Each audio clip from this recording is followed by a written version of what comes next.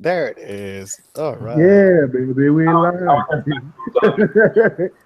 We're live. Hello, Well, everybody. Welcome to another episode of the African American Announce Table. I am one of your hosts, Shaquille Shaq, aka at Shaq Excellence on Twitter, and I'm here with my co-host, with my buddies. uh, that would be me, Ismail, at Lansdale Forever on Twitter. And Mark, Angry Black Homo, HOE. Emphasis on the And unfortunately, we have an absence. Kirk had a family situation that came up like literally like a half hour before we were about to air. Yeah. So he talked about it on his timeline, but he had a situation with his aunt's house or some shit. So he had to go and take care of that. Yeah. So we're wishing him the best of luck on that situation. Yeah, so we'll be going on 3 out of 4 today. Yep, unfortunately, but we got to do what we can. We got to hope to show up. So yeah, no, best of luck to Kirk and his family. Hopefully they can deal with the situation as well as they can, and hopefully like everything can be all good. Hopefully sooner rather than later. But anyway, we gotta go on with the show. So first off, we apologize for not being there for Elimination Chamber because that's when shit just went wrong for like everybody. Like Kirk had to deal with school. My computer just straight up crashed. My drive stopped fucking working entirely. So like I was out of commission for like a couple weeks. And so just all that kind of stuff. And it's upsetting because like the event that we wanted to happen for so long, since we started the show, we've been singing her praises. And the moment that we finally like had the time to do that celebration, Naomi finally winning the women's championship, the SmackDown Women's Championship, after beating Alexa Bliss at Elimination Chamber, it was a really solid match, by the way. But it finally happened that she had won the title, and all of our shit just went berserk, and we were hoping to have like a whole celebration and party and shit. But then the Finn Balor-esque situation where she got injured a few weeks later and she had to relinquish the title happened, and it sucks. Well, she got injured while she won. That's what I mean. That's what hurts. It's exactly like fucking Finn Balor. It's like their time to win the title, to make it big, and injury just happens to be unfortunate. But like looking through her timeline, she says she's been like slowly like healing up. She's hoping to get back in the ring in time for WrestleMania. We would hope so too. So we wish her the absolute like quickest recovery, and hopefully she's back in time to fucking win that shit on the main fucking stage, WrestleMania, because that would be ridiculous. And at that point, we would just have a fit. Like that whole episode of WrestleMania would just be, listen, Naomi won the title, the queen. So we wish her the best, quick recovery. Also, another event that happened at Elimination Chamber that we need to mention was that new WWE champion, our boy Bray Wyatt, he also finally won the big one. Like after like years of like stop and start feuds, and just like him being like looking weak, and it's weird because like it's weird in the sense that like he won it by beating both Cena and Styles clean, like in the Elimination Chamber. Like he just did one Sister Abigail and it took him out. And it's weird to see Cena as a transitional champion, but that's exactly what happened. Yeah, I still don't get the point of even having Cena win the title. That at that point, because I mean, like, okay, like they made a big deal about him tying the record or whatever, but now I'm just like, okay, but for what? I think the thing is that they're gonna make a much bigger deal when he gets, because he's probably, let's be real, he's probably gonna get that 17 title. Yeah, I know he will. Yeah, it's a matter of when. Exactly. But no, I'm enjoying Bray Wyatt as champion. I was super happy that he won. That whole pay-per-view as a whole, aside from Naomi and Bray winning, which are like obviously the two highlights, it was kind of like an ass show, but like nothing really worth talking about. But those two moments at least needed to be highlighted because it was great. Two very underrated performers finally getting their due at that moment. Finally getting all their things. Exactly. Okay. And hopefully, But, Naomi will get her things back in Orlando. exactly. You gotta be in the hometown. That's gonna be ridiculous if it happens over there. And you noticed on SmackDown they were kind of giving you a little bit of a hint that it might happen. Available. Exactly, and they hammered it home. Like they wanted to make sure it's any available woman on the SmackDown roster. Definitely, they're trying to make sure that the door is open for her to come back.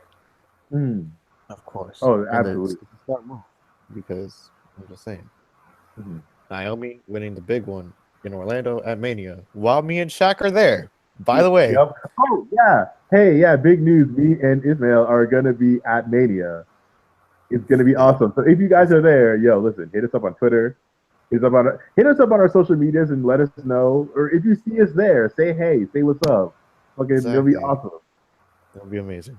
We'll be friendly people. We promise. Exactly. We won't be mean to you. We won't be like, oh, we're too big for the small folk, even though we're still small folk because we're so small ass podcast. We're to Hollywood. What would you have a big head for? Exactly. It's yeah, what you got a big head for? You still ain't shit. It's like, yeah, that's true. We still ain't shit. we're at Mania. Like we're too Hollywood for y'all now. Apparently. Yeah.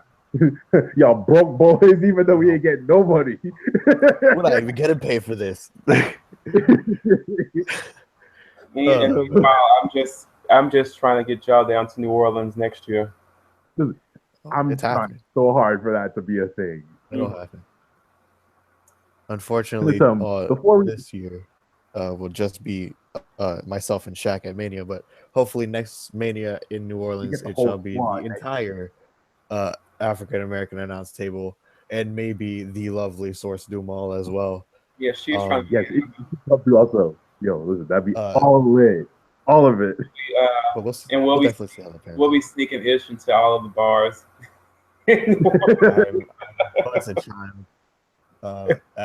I think I'll be like I'm pretty sure I'll be 18 by then. So at least I could I don't know. We'll have to finesse it a little bit. We'll make it happen. We'll make it work. It'll be all right. We got you.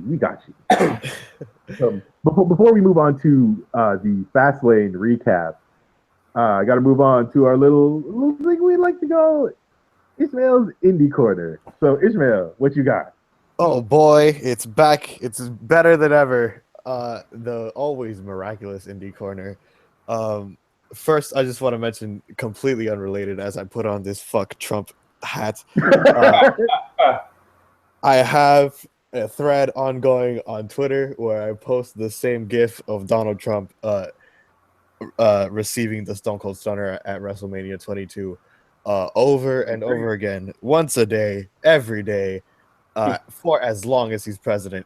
I don't know how long I can keep it up, but God damn it, I'm going to try for the next 4 and maybe, God forbid, 8 years. Anyway, moving on with for the Indie Corner, I just want to mention a couple things because, like I told my co-hosts before the podcast aired, I didn't necessarily prepare for this, but I do have a couple big points to hit home. First, that comes to mind, the House of Hardys, the Broken Hardys, Broken Matt and Brother Nero are fortunately enough no longer with Impact Wrestling. They have decided not to re-sign after a dispute where it ended with someone in Impact Wrestling's management telling Jeff Hardy to go back to the WWE if he didn't want to re-sign with them. So it began with Jeff Hardy deciding that he didn't want to re-sign after that kind of disrespectful remark by someone was made. And shortly after, Broken Matt decided to not re-sign as well, to stay with his brother as a tag team act, which in my opinion is the more, I guess, financially intelligent decision at this point in their careers, considering the whole gimmick they have going on right now. Yeah, the whole broken family and everything. Like they got to stay as a cohesive unit. Exactly. They can't just break up the House of Hardys. Like it's just not gonna happen. But also, they are on this, I guess, program that Matt is has coined the Crusade of Gold, where they are going from indie promotion to indie promotion to indie promotion across land and sea, just winning tag team championships. And it's amazing. And they began with Impact Wrestling's tag team titles. They left with them and were like legally like required to give them back. So they did that, and then they went and won some like small indie promotions tag team titles around the country, and they landed in Ring of Honor in Manhattan against the Bucks of Youth themselves, Matt and Nick Jackson, the Young Bucks, the Bullet Club Zone, and they beat them.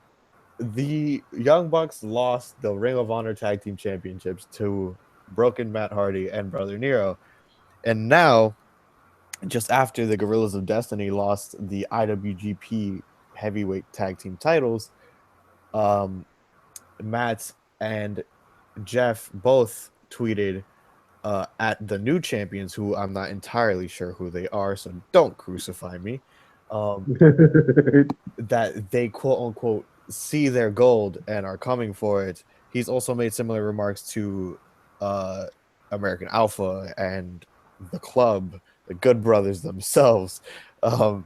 See who, just trying to find out who the better Good Brothers are.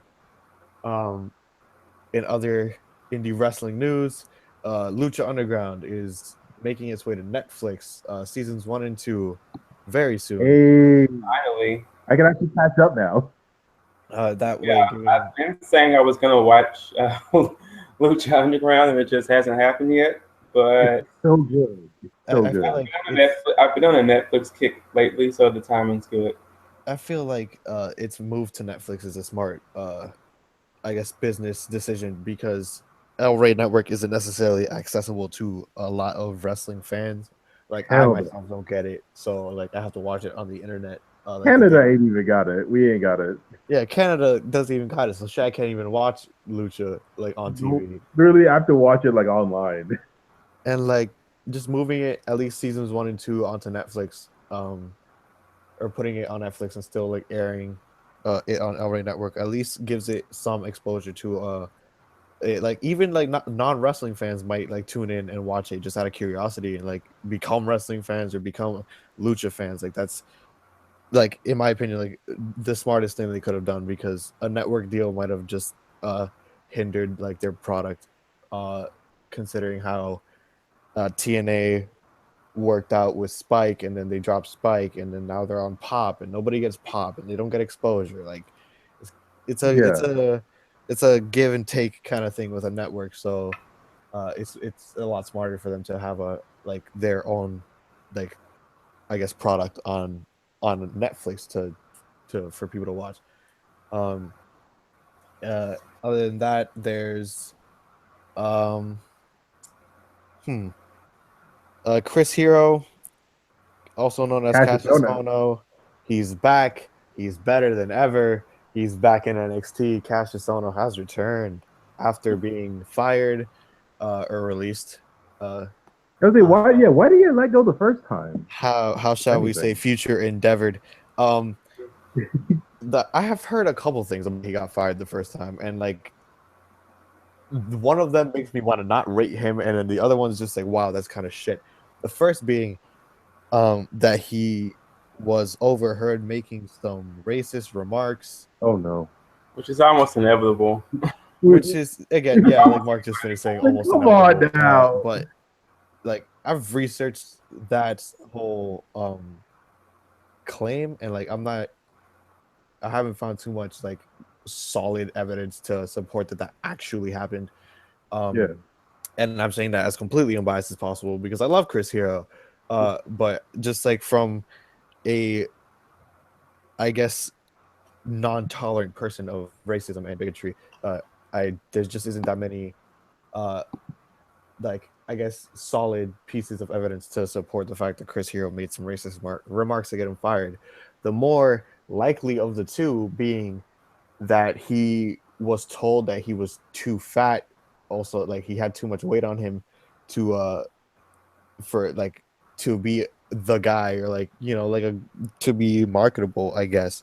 And he was like, you know, he's been that size his whole career, and just because he's in the WWE, he wasn't gonna let that like tell him like, I've been wrestling like this my whole life and I've been doing just fine, so like I don't need to lose weight. So they fired him because he refused to lose weight, but now he's back. So either way, if he was racist and they brought him back, that makes them look bad, and then if he was too fat, then that makes them look bad too. So either way, WWE's got to get its shit together, stop firing people for stupid reasons, and stop bringing back people that got fired for valid reasons. The Universal Champion was a very large gentleman. Like, it seems. Yeah, exactly. Like, there's Kevin Owens, who is not the slimmest man, and I mean that in the nicest way possible. I love you, Kevin Owens. I love you, baby. But you're big, bro. You're a big dude. To be fair though, I think he lost a bunch of weight to get into NXT, but then once he got on the main roster, he got all that weight back. Yeah, I agree. Yeah, he's a rounder. Like he was either wearing some kind of like girdle or something, but he looked way thinner when he first got called up than he is now, which is so weird. Like, he's had the title. I feel like he's had incentive to stay in shape, or like, well, I mean, he is in shape regardless. But I mean, I feel like he's had incentive to, like, you know, have his figure be improved, but that didn't quite happen. Nope. And like Kevin, the whole thing with Kevin Owens is like, people didn't think he'd make it to where he is now because of his size and shape. So like the fact that he got a main roster, like main title run, like at all, is incredible. Besides the fact that he's basically Mr. fucking indie promotion, Mr. ROH himself, like that's completely besides the point. But like, just the whole thing with Vince and fucking circle jerking to the big strong guys like Braun Strowman, but we're not going to talk about that because the indie corner isn't over yet. Recently, because the Addiction in Ring of Honor broke up because Sir Frankie Kazarian turned on Christopher Daniels and joined the Biz Cliz, the Bullet Club for life. And like at this point, I feel like the Bullet Club is getting to the point where it's like NWO kind of stuff.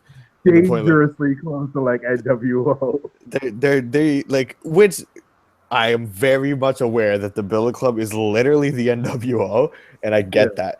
Like, they use it too sweet. They wear black and white. They're a group of heels that fucking work all over the fucking world and win titles. Like, I get that they're the NWO, like they're a ripoff. They're better. Fucking fight me about it. I don't care. Yeah, I mean, like, you're talking about they're going up against Hogan, Nash, and Scott Hall. Yeah, I would definitely say it's actually not that hard to top them in terms of like working ability.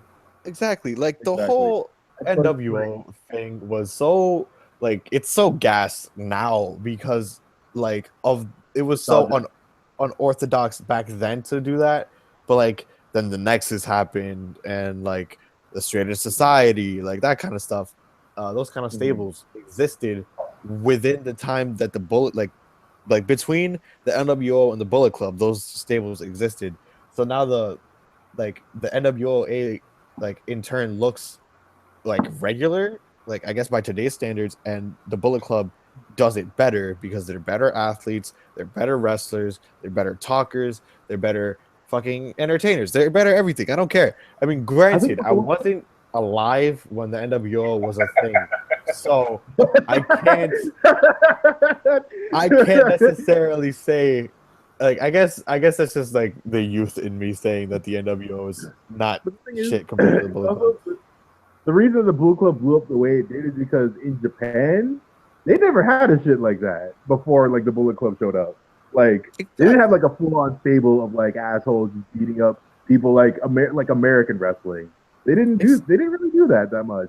Exactly. And if they did, it was with Japanese guys, and like the whole Bullet Club is besides like Fale and well, now they have Captain New Japan. yeah, they have Captain New Japan now, but like besides Captain New Japan and Fale and that one other guy that I never remember his name, Sonata. Besides those three guys, all of them are gaijin. They're outsiders. Like they're American. Kenny's Canadian. Like Tongaloa and Tamatonga are Tongan. Like they're not Japanese. So the fact that they aren't Japanese and they're heels in Japan kind of like gives that fire to the Bullet Club, at least to a Japanese audience. Like a lot of people in the States don't really give a shit about the Bullet Club because, like I said, they're the NWO basically, and like people have already seen that and that kind of garbage. That being said, you will see at least like 20 people with Bullet Club shirts in every single wrestling show you ever go to in the fucking North America, because like while they're not as well known in like America as the NWO is, within like the wrestling fan community, they're fucking still massive as fuck. Exactly, and like I was gonna say, like Kazarian joined the Bullet Club, and like it's the same thing with the NWO. The NWO, like whole demise was because they got too many guys in the group. And like supposedly even the whole like groups within groups and shit. Exactly. Like it's like, and they have the whole elite with Kenny and the Young Bucks within the Bullet Club, and that's kind of like the Wolf Pack with the NWO. Like it's basically the same thing. That's the thing. That's the thing. Like as much as I want the Bullet Club to succeed and like flourish, like there's just too many guys. Like they were good. You got Cody Rhodes too at the beginning of the year. We got Cody Rhodes too. Like we haven't talked about that because it's been a while since we talked. Like since we did this. But like, yeah, Cody's in the Bullet Club now. Kazarian's in the Bullet Club now.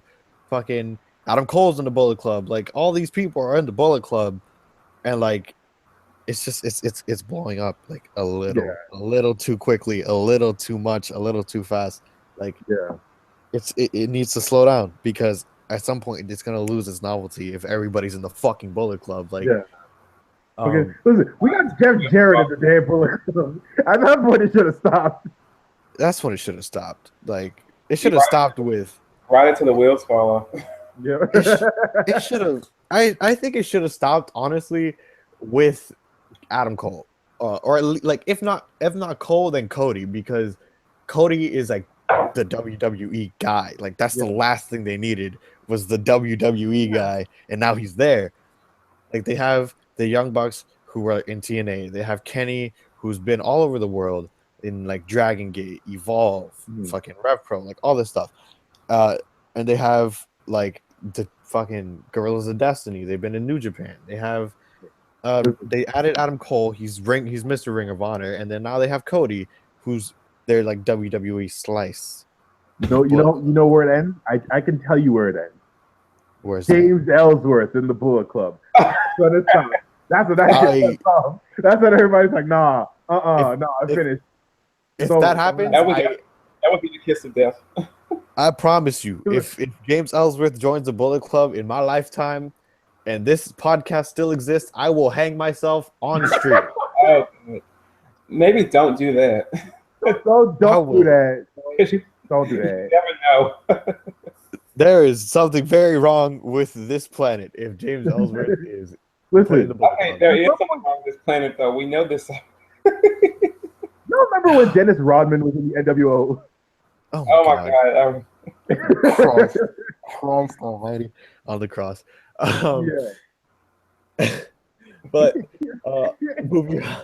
moving on with the indie corner in PWG. I think this is going to be my last thing because I can't really think of anything else.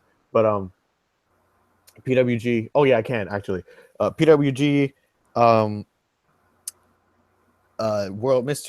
The world champion, Mr. Zack Sabre Jr., just recently turned heel. What? Which Zack Sabre Jr. turned heel. He wrestled a match against Mr. PWG, Chuck Taylor, Chucky T, Sexy Chucky T, all of the things. He wrestled against Chucky T. He beat Chucky T. And then Marty Scurll comes out with a microphone in hand, cuts a promo saying that the Americans don't appreciate the Brits enough, specifically referring to himself and Zack. And then he goes and he starts stomping out Chuck Taylor in the corner, and Zack's like looking around, and then he joins him and stomps Chucky T out in the corner. And then Trent Beretta comes out and lays the both of them out and sends them packing. But Zack turned heel in PWG. So odds are they're probably going to take the belt off him pretty soon, which may or may not mean that he's coming to the Fed with everybody else. 205 Live. 205 Live with fucking like Akira Tozawa and it's fucking Austin Aries and his fucking package. Austin Aries and the package, the greatest package to ever live. Oh no, we will get to some 205 Live. We'll get to them boys later real soon. But I take back what I said about that being my last point, because over in Progress, the British Strong Style, Mr. Tyler Bate, Trent Seven, and Pete Dunne. Pete Dunne being the world champion. Pete Dunne won the title after it was vacated by Mark Haskins after he beat Marty Scurll for it at Chapter 36, I think. I'm not entirely sure. When Jimmy Havoc came back, laid out Marty Scurll with the Acid Rainmaker, whole shebang. Mark Haskins wins the title, like, finally, and then vacates it immediately after, like, at the next show because he tore his ACL. So he tears his ACL, and then he's out of action for, like, 6-8 months, and then he comes back with, what's his name? With Flash Gordon Jr. And stops. Stops Pete Dunne. He's too young to know that. Like, fucking Flash Gordon, like the actual TV show or like the fucking movie or whatever. Hey man. I know Queen made the soundtrack for it. I know Queen made the soundtrack. Classics. I know Queen made the soundtrack. That's all I gotta know. Exactly. That's what I'm talking about. The Queen song.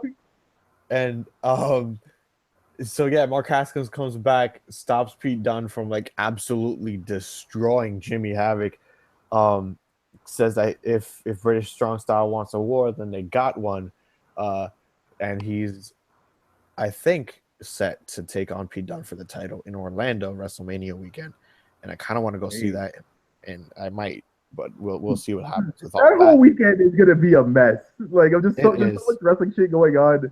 There's like WrestleCon, and then I think there's a ROH show happening that same weekend also, and it's like okay, it's like WrestleCon. Which is like Evolve, Progress, Dragon Gate, and like every promotion is coming to fucking Orlando at once. Which happens every year, but like this year specifically is like everything everywhere in wrestling. Especially because it's near you. Exactly. Like they're trying to make sure Ish goes to something. I'm like, and like all these indie promotions are coming. NXT Takeovers that weekend. Mania's that weekend. Raw's the night after. They have the Hall of Fame ceremony and like WrestleCon, like all this. Oh my God, there's so much going on. My wallet is crying, and I need help. Oh yeah, I just want to mention that they have done absolute jack shit with the United Kingdom Championship, and it's making me upset. And that's all I have. That's the Indie Corner. You're welcome. Yeah, what's the whole deal with that? Like, I'm hoping that it would lead to something. Is it like a title? Like, that sounds like something that they should like have on NXT as like an extra title. Honestly, I didn't see where the hell they were going with that even while it was happening. I was like, okay, like it's very specific, the UK title. I know the wrestling scene is huge there, but even still, like, okay, you're focusing it in on the UK, and I didn't really get it. And exactly. I feel like the intent was like to kind of farm out some talent and then just kind of like hog it all up for WWE purposes. And just trying to kind of like try and get all of those people under the WWE umbrella, which I think that was the goal. And then they did that, so now they're done. They're like, bye. But I think it's one of those things. I thought it was gonna be like something like the European title, whereas like it's an extra title that was kind of there. But no, probably not. But no, they need to use that in like NXT or something. Like have more use for it, like defend it. Unless they defend in like those indie promotions, like you mentioned. If that's the case, then that's cool. But yeah, I thought I read that the plan was for them to defend it like in local UK promotions, and it wouldn't really be a big WWE thing. Mm-hmm. But it sounds like they're not even doing that. Yeah. I mean, they had Tyler Bate bring it out on Progress programming. Like he brought it out on camera. Like he has the belt with him at all times, but he's just not defending it, or at least not to my knowledge. Like I could Google it. Yeah, we could be completely wrong. Yeah, like if I'm wrong, like then completely disregard everything I just said about the United Kingdom Championship. Because like he might be defending it in the UK. Like that might have been the whole point. And after a quick Google search, I'm correct. I'm wrong and I'm right. I'm wrong and I'm right because I literally Googled Tyler Bate UK Championship, and like all the results are like him beating Pete Dunne to win the title. No defending it. Yeah, so no defense as of yet. But I heard there was gonna be a UK show, like kind of for like how the cruiserweights have 205 Live. Yeah, I heard they were gonna do a UK show for like just strictly UK talent, which is like okay, even more wrestling. Which is like right. Listen, you got 3 hours of Raw, 2 hours of SmackDown, 1 hour of fucking a 205 Live, 1 hour of NXT, and a pay-per-view, and then every 2 weeks, which is another, like 4 hours. Yeah, exactly. Did you not hear that thing where apparently WrestleMania this year might be like 6.5 to 7 hours? Which I'm like, you got me fucked up. If that's the 7 hours. I think that includes 7 hours. I think that includes the pre-show. I hope it does. Regardless, if it does include, that was absolutely last year though. WrestleMania was 7 hours last year with the pre-show.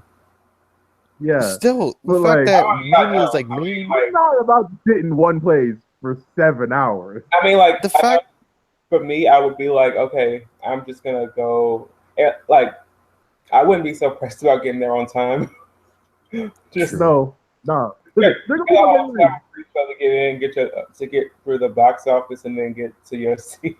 There's gonna be like fucking tailgates and shit over there, so probably. So like, listen, we'll get some food from like people over there, not to buy like arena food and shit, right? And just yeah.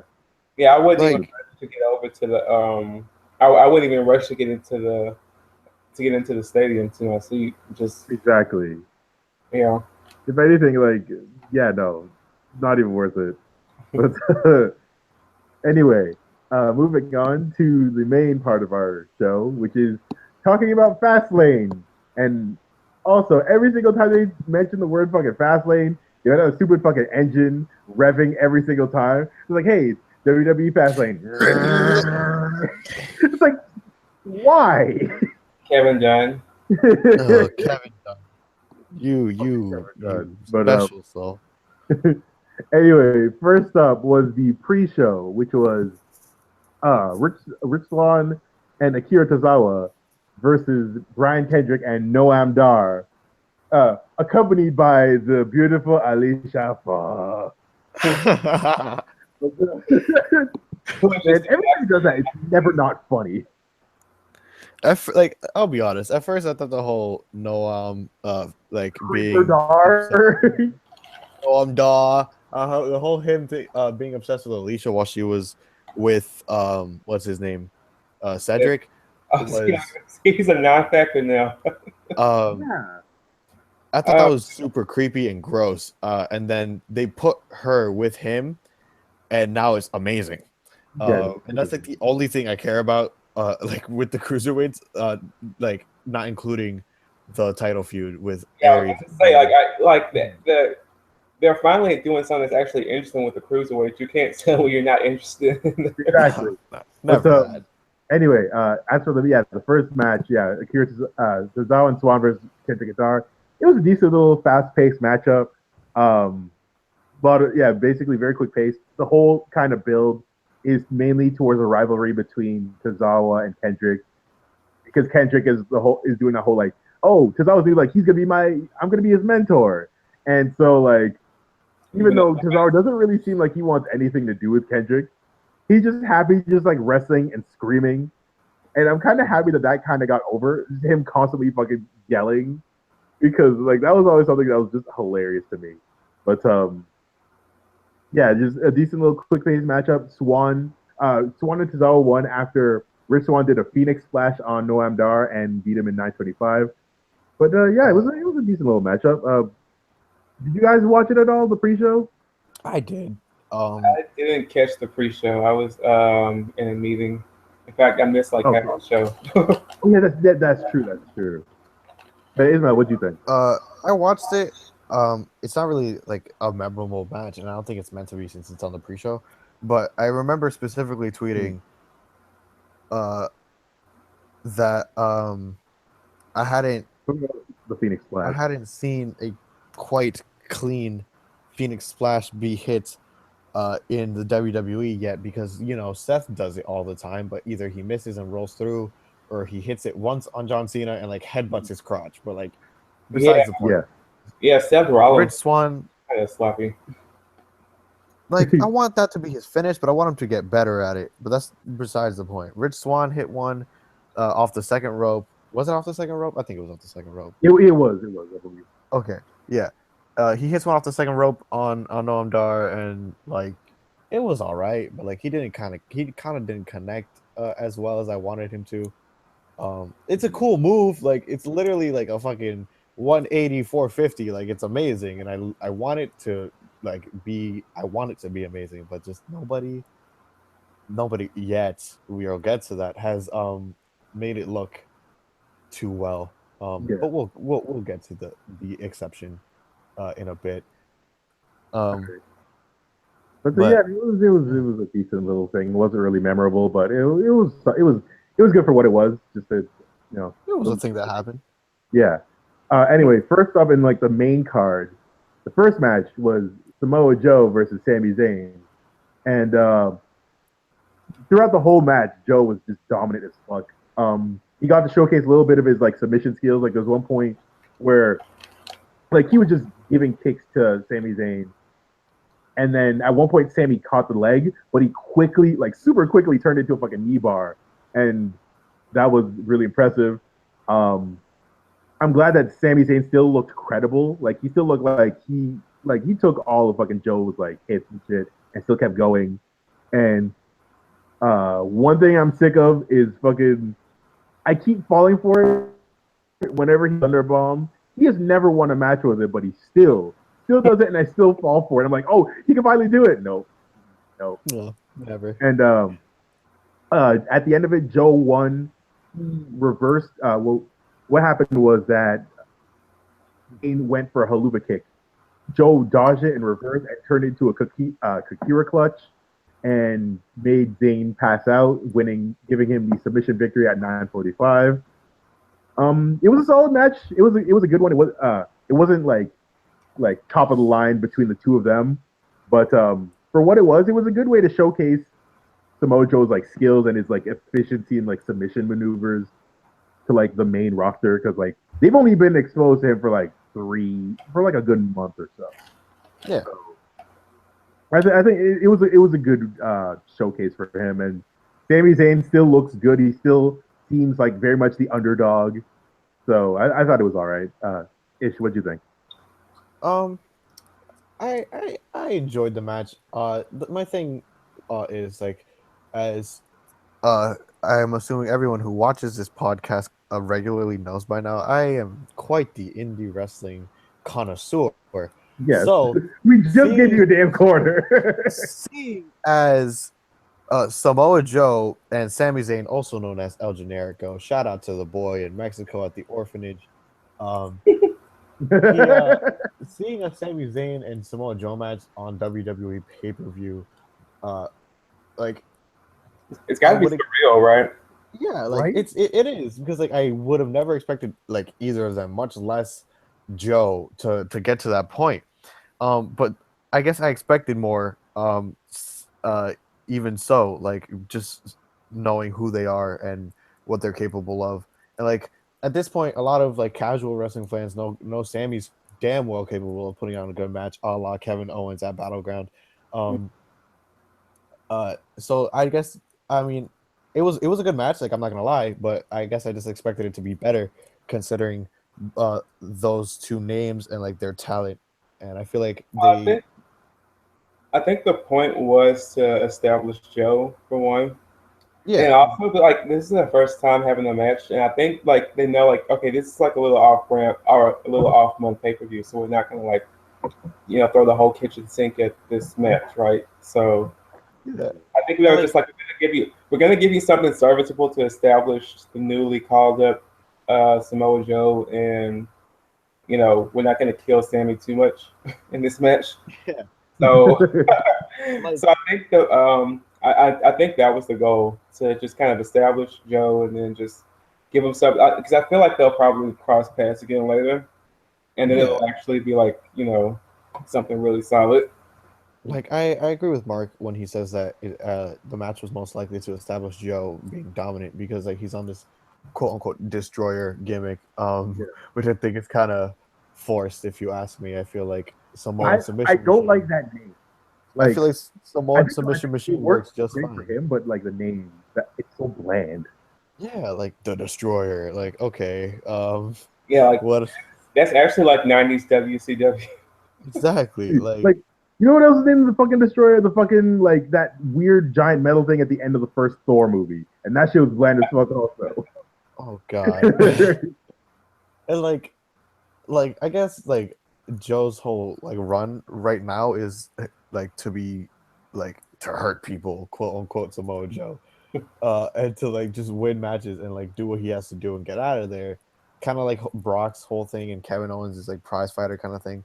Kind of the same thing, but at the same time I have a problem with it because like he could be established like at least in my opinion in better ways, because like I said, him and Sammy could have put on a better match. Like I'm not saying to like fucking make Dave Meltzer give it like 4.5 stars like on a B pay-per-view like that, like put on a barn burner for no reason kind of shit. Like, but like give them like 5-10 extra minutes and they could have just at least made Sammy look a little better and like but still have Joe like go over, would have been fine. Because at the same time I don't want Sammy to be the Christian Cage of this generation, fucking losing to all the big guys like and never winning the big one because he's been relegated to not jobbing, but putting over guys for like his entire career. Like I don't want that to happen to Sami Zayn, because Christian deserved better, and so does Sami Zayn. God damn it! But yeah, it was a good match, and I like that they're making Joe look strong, and he hasn't lost yet. And if he should, I feel like it should be against someone like Brock Lesnar after he beats Goldberg for the title at Mania. If that, or have him go over in that situation, that'd be cool too. But like I said, I feel like Sammy looks a little weak because he hasn't won a pay-per-view match in a while, and like that Strowman match that he had to last 10 minutes. Oh, that one was weird. That was a slap in the face. God damn it, that does not count. He didn't go over. He just survived. Like, but yeah, like that's just my thing. At least for the feud. I hope it goes to Mania because they both need something to do at Mania. Yeah, I think I think it might. I hope that's the Mania feud for both of them. If anything, it might be that's when like Sami Zayn actually gets a win. Yeah, like, finally win a Mania. Like that'd be dope. But anyway, following that was the match for the Raw Tag Team titles, which is Luke Gallows and Carl Anderson versus Enzo and Cass. And this match was basically like something you'd see on Raw. There was a lot of like the bigger guy fighting the smaller guy. at one point there was a big focus on like isolating Enzo away from Cass. So like it was like Gallows and Anderson just picking him apart. There was a really cool spot where Enzo tried to do the hot tag and he jumped in the air and fucking Anderson gave him a mean ass drop kick, which is that was beautiful. So yeah, no, it was basically that, and there was eventually the hot tag where it was Cass just mainly just doing the fucking stinger splash in the corner, and then doing another fall away slam, and doing that like over and over for like a minute or two. It was weird, but eventually they hit Air Enzo on Anderson, but Gallows pulled Enzo out of the ring before he could hit the 3 count, and then Gallows took out Cass. And Enzo splashed him from the outside, but as he was getting back into the ring, Anderson hit him with another mean ass drop kick. And so when he hit the pin, Enzo put his feet on the ropes, but Gallows pushed his feet away before the ref could see it, so helping them retain in 8 minutes and 40 seconds. And also, one thing I noticed was that when they got the win, Anderson sprinted the fuck out of that ring. Like, that was like lightning fast. But the match itself was, like I said, it was basically something you'd see on Raw. It wasn't really anything that memorable, aside from like Anderson's super beautiful drop kicks. Of course. But that's it. Ish, what do you think? Wait, Mark, did you see this? Or were you still I didn't bother going back and watching that one. But yeah, Ish, what do you think? All right. Okay. It was a good match. I still think Enzo and Cass don't deserve the belts because they need to beat someone that's like that they're better than. And like the New Day is not that. The Cesaro and Sheamus is not that. The Club are not that. Like they need to beat someone like fucking the Ascension at this point because like, they've made Enzo and Cass look so weak, not being able to win the titles in NXT. Not being able to win the titles yet on Raw, like regardless of who they face, like Enzo and Cass look really weak, and they've just been kind of relegated to that segment on Raw that everybody chants along to. Like, I mean, which there's nothing wrong with that. Like, I'm sure if they're happy with what they're doing, that's fine. I'm just saying that the Good Brothers cannot lose to them because they're better wrestlers, and the fact that Enzo has a one-on-one victory over Carl Anderson makes me very upset. But that's besides the point. As for the match itself, I think the Club is one of the better tag teams in the WWE, more specifically on Raw, because the tag team division on SmackDown is like worlds better. But I think they're a really good tag team. They work really well as heels. And I think the only team in the company better than them at cutting the ring in half is the Revival in NXT, and which brings me to my next point. If anyone is gonna beat the Club, it should be them, and they should be put on Raw after they get called up from NXT. They're heelish as fuck, so I don't think it'll be them. I don't know. I kind of would rather get the Revival go to SmackDown because I think the division on SmackDown needs them more. Yeah, I mean, I disagree. I think the tag division on Raw is like legit 3 teams. SmackDown has like 5. Wait, listen, hold on. Raw has Enzo and Cass, the New Day, the Club, Sheamus and Cesaro, the Shining Stars. Well, sure. Sure. I think that's it. And then SmackDown has Heath and Rhino, the Usos, Alpha, Ascension, the Breezango. Hype Bros are out of commission currently. Still, yeah, they have one more team, but they have better teams. Is my point. Like they have American Alpha. The Usos' new gimmick is amazing. They have Heath and Rhino, which surprisingly honestly though, like the teams are American Alpha, and then the Usos. That's really the tag division, in my opinion. Yeah, it's honestly it's not great on either side, which is a shame. But yeah, yeah. So yeah, final thoughts on the match itself. It was good, and they should protect the Magic Killer. because that's a fucking badass move. And if Oh, anyone kicks out of it, I'm fighting. Honestly, what I think will happen though is going back to your point a bit about Enzo and Cass like not winning and shit. I think in NXT they were already about to get called up anyway, so they were like they didn't really need the tag titles. And if anything, they're most likely going to win it at Mania because again, they're one of the most popular acts in the entire company. And so for them to win it on like the biggest stage is gonna be like that pop is gonna be ridiculous. Of course. And so that's what I'm thinking is probably gonna happen. Anyway, following that was a whole bit about Mick Foley getting yelled on the phone by Stephanie because she was like her plane wasn't working or something. It was just emasculating Mick Foley once again. This fucking weird ass leather. No, not leather. It's like leopard fucking coat thing that he was wearing. It was awful. But following that was Sasha Banks versus Nia Jax. And this is one of those matches I really didn't like. Like as much as I like both Sasha and Nia, but the whole thing with them is that like whenever Sasha fights Nia, her offense just seems like paper thin in comparison. Like it's not even like it's like a size difference per se because we've seen wrestlers smaller than Sasha, like about the same size as Sasha, look credible against Nia. Like fucking what's her name? Bailey looked more convincing than fucking Sasha in terms of offense. Bailey beat Nia Jax at NXT. That's what I mean.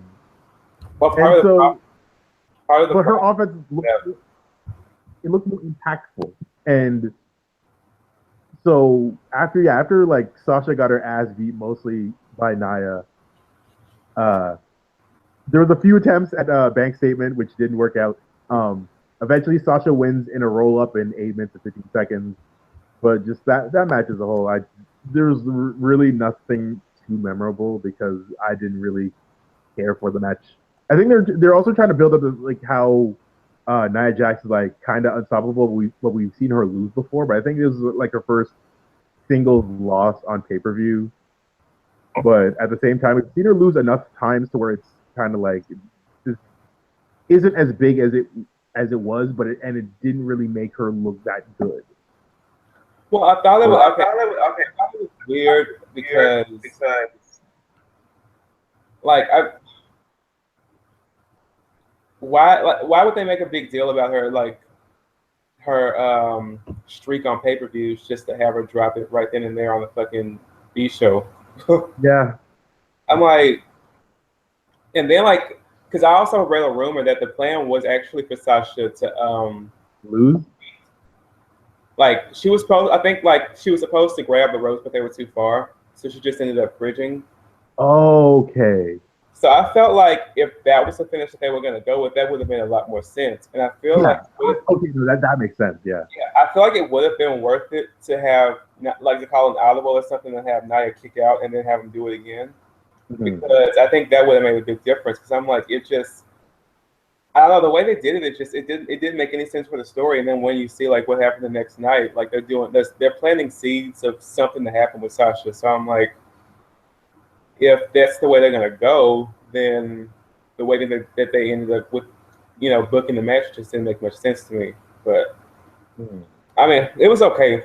I just know that part of the problem is that Sasha, she doesn't wrestle as a babyface.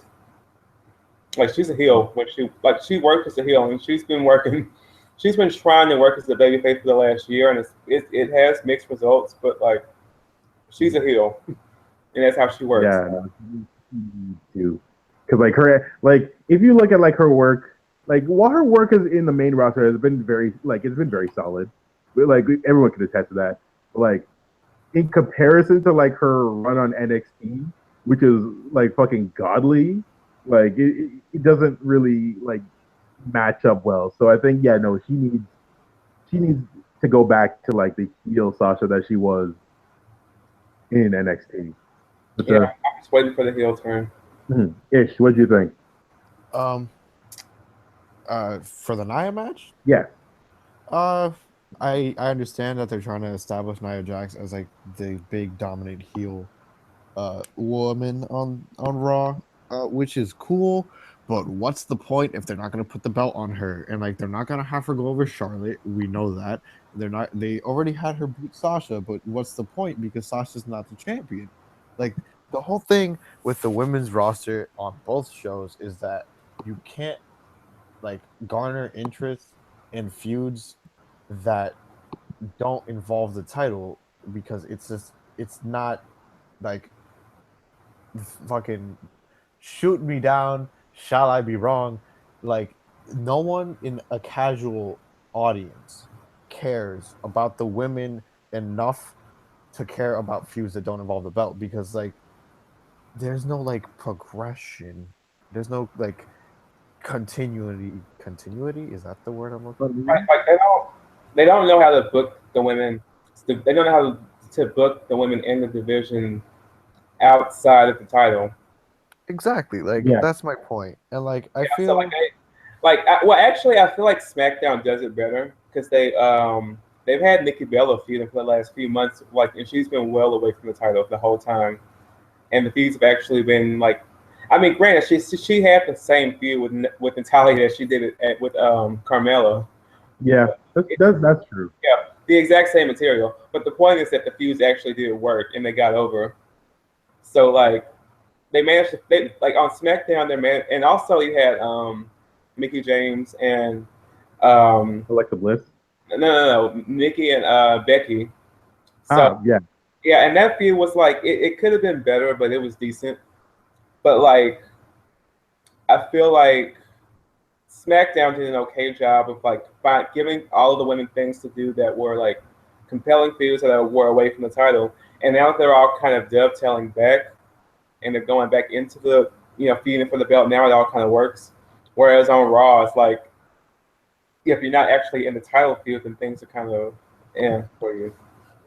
Exactly, and like I want to believe that the Raw Women's Title match at Mania is going to be Nia versus Sasha versus Bayley versus Charlotte. But in that situation, who goes over? Because like putting it back on Charlotte at this point is like the worst thing you can do for the belt. Like because it's discrediting her and it's discrediting the title because she keeps losing it and winning it and losing it and winning it and losing it and winning it. So either Bayley retains, which I guess is the safest option. Let me correct myself. You have Bayley retain, which is like the option that like last resort you have it put on Bayley. Or you can put it on Sasha and have her turn heel in title match against like on Bayley, have her turn heel and then do Bayley Sasha, like Bayley being the face, Sasha being the heel for the belt. That works. Or you can finally put it on Nia Jax and have her go like on her own kind of streak, not losing any matches until they call someone like Nikki Cross or Asuka. Oh, that's gonna be great. Or they like just have Nia go on a tear with the belt, like because if they put the belt on Charlotte at Mania, I will literally have Shaq slap me across the face because I must be dreaming. I must be dreaming. Well, I mean, I don't know. Now that they've pissed away Charlotte's streak, I guess it's probably not going to happen. We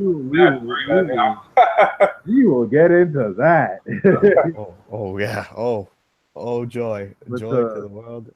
But yeah, it was a good match. I think, like Mark said, if they were gonna originally go with the finish of Sasha holding onto the rope instead of just bridging because she couldn't reach, I feel like that would have been a better finish to the match.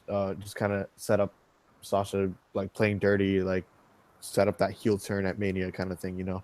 And it would have been consistent with what happened in the next women's match. Exactly. Yeah. Exactly. We'll get to that. Absolutely. But anyway, following that was the first of two impromptu matches, in the sense that Oh yeah, I skipped both of those, so I won't have much to contribute. Okay, I will. But during the pre-show, Jinder Mahal had talked to Mick Foley because he's like, "Oh, I want to do more in singles competition," and Rusev, who was his tag team partner up until that point, was like, "What the fuck are you doing? Like, listen, we're supposed to be a fucking tag team. What the fuck is wrong with you?" And so they argued, and basically the two of them split up. And Mick Foley's, you know what? All right, I'll put you two in 2 matches against mystery opponents. And so when Jinder Mahal, who by the way looked roided out as a motherfucker, like of course, things were popping out, like that man was on the juice, and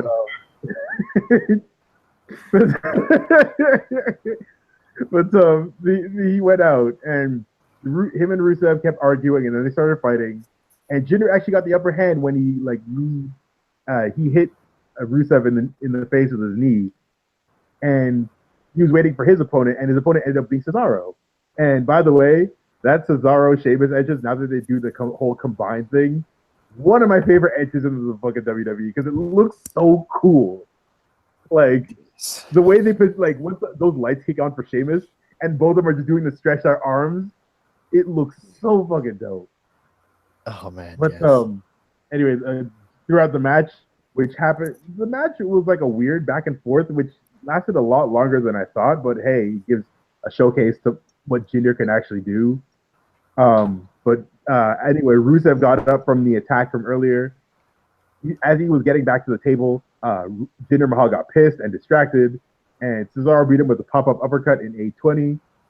It was really a match that I didn't really give a shit about because I thought it was going to be like a 30-second squash. So when it kept going, I was like, wait, why is this still going? Why is this really happening? And it just gave me a sense of doom for what was going to happen later in the evening. But that, as for the match itself, it was like, again, it was a match that existed. I got good to see Cesaro get some work, put some work in. I'm glad that Jinder Mahal actually got like somewhat of a spotlight to actually do something, even though it wasn't great. But it was a thing that happened. 8 minutes and 20 seconds of just, I got nothing. Do you want to touch Mark on your very, very, very brief thoughts? I did not go back and watch that, so like, I hadn't gotten back home yet. So okay, like I went back and watched the matches that I thought I might actually care about, and this was not one of them. Nor was the next one. So. Yeah, Ish, what do you think of this surprise Jinder match? Oh god, okay. I'm just gonna like reinforce a couple of things that you said. The Sheamus and Cesaro entrance is badass. And I'm glad that they're finally like getting over because like at first I was kind of skeptical about the way they were put together. Yep. And with the whole like best of 7 series. But now they work well together, and I actually enjoy it. Also, yes, Jinder is absolutely on the fucking juice. There's no way he isn't. Like he literally looks like a GI Joe. Like it's ridiculous. To take a phrase from fucking OSW review, fucking William Magoo over here. Exactly. Like he looks ridiculous, but I mean, he can kind of work. So like I guess I'm not that entirely like hating him yet. But the fact that he went over Rusev in that like pre-match brawl kind of bothered me because like, come on, man. I was like, I was like, oh hey, they're letting him do something. Yeah, and like I fully expected when Mick was like, oh, you guys you both want a singles match so bad, then go out there and like you won't know who you're fighting. And I fully expected them to have a match like against each other, but it didn't work out that way. I feel like it would have been a more productive I guess use of time than to have both of them lose like back to back. But I mean whatever, it's cool. On to the Rusev match, of course. Oh, okay, yeah. Moving on to that fucking thing. Yeah, it was sorry, after Jinder lost to Cesaro, Rusev went back in the ring, started beating up just started beating up Jinder. And the fucking words I don't want to hear in the fucking ring anymore happened. Well, it's the Big Show. And I just went, fuck off. Because I cannot stand that man. I don't want him in the ring anymore. I'm just like, bye. And I was thinking, okay, this is probably going to be more of a showcase for Big Show because, he was getting ready to fight Shaq until they found out that Shaq's like super out of shape. And so I think they canceled the match for WrestleMania. But anyway, it was a fucking Big Show Rusev match, which sounds as exciting as it actually was, which is not very at all. And it was basically just a big old hoss fight. Big Show won after he basically overkilled Rusev by hitting him with 3 choke slams and then a KO punch in 8:45. And I got nothing to say about this matchup. Just literally in my notes, it literally just says Rusev beats up Jinder. Fuck off, Big Show. Big Show wins 8:45. That's it. That's how much I gave a shit about this match. Yeah, no, I saw that match was added, and I was like, you know what? I don't really need to go back and watch that either. Another case of good on Big Show for getting in better shape. Oh no, I'll commend him on that. He looks the best shape he's possibly ever been in. Mm-hmm. So good on him for that. But good for you, but stay off my TV.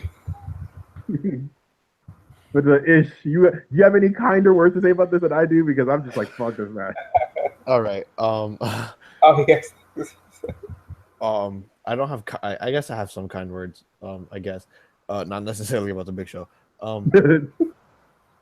Rusev is a gorgeous man. I forgot to. Yeah, thank you for bringing that up. He got a haircut. He looks so nice. Well, that cut. Who is his barber? He got the clean. He got the nice fade, the clean, crisp hairline, the beard trim. Like, oh, yes, Rusev. Okay, Rusev looks good.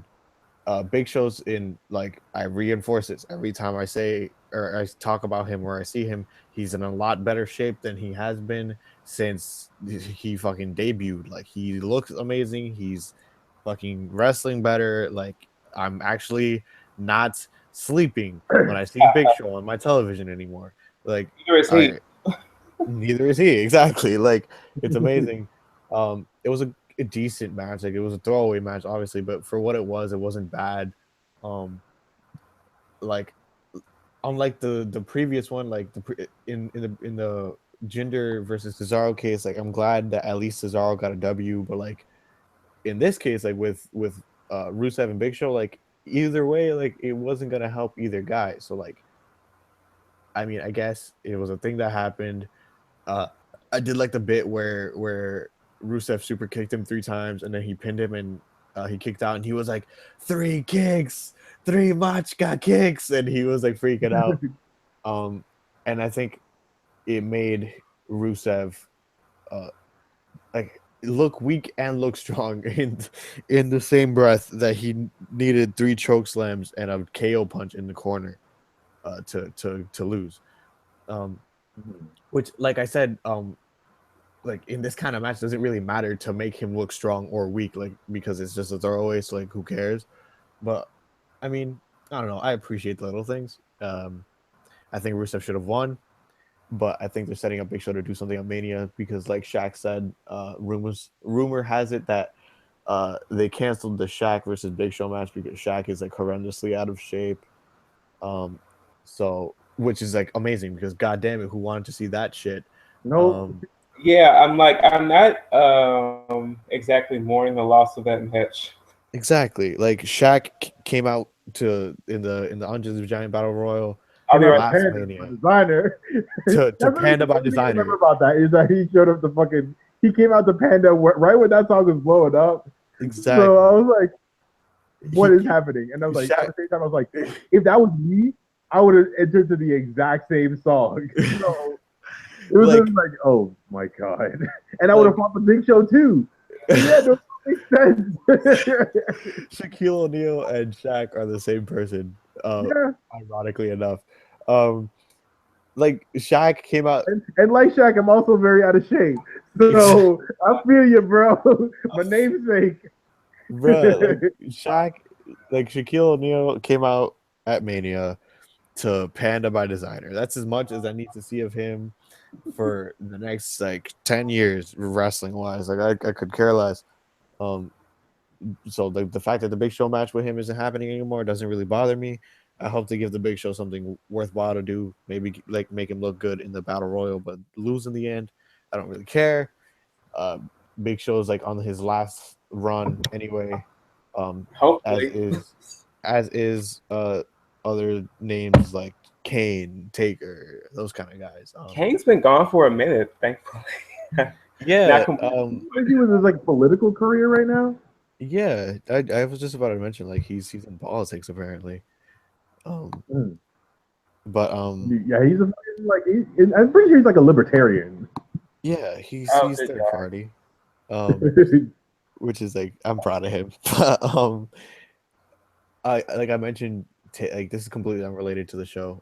But Taker is on his last run, and I just finished reading like 20 minutes ago an article on my phone that supposedly Vince is concerned about Taker's health, and that they're setting up Roman versus him at Taker versus Taker at Mania to be Taker's last match. God, Feels like such a waste.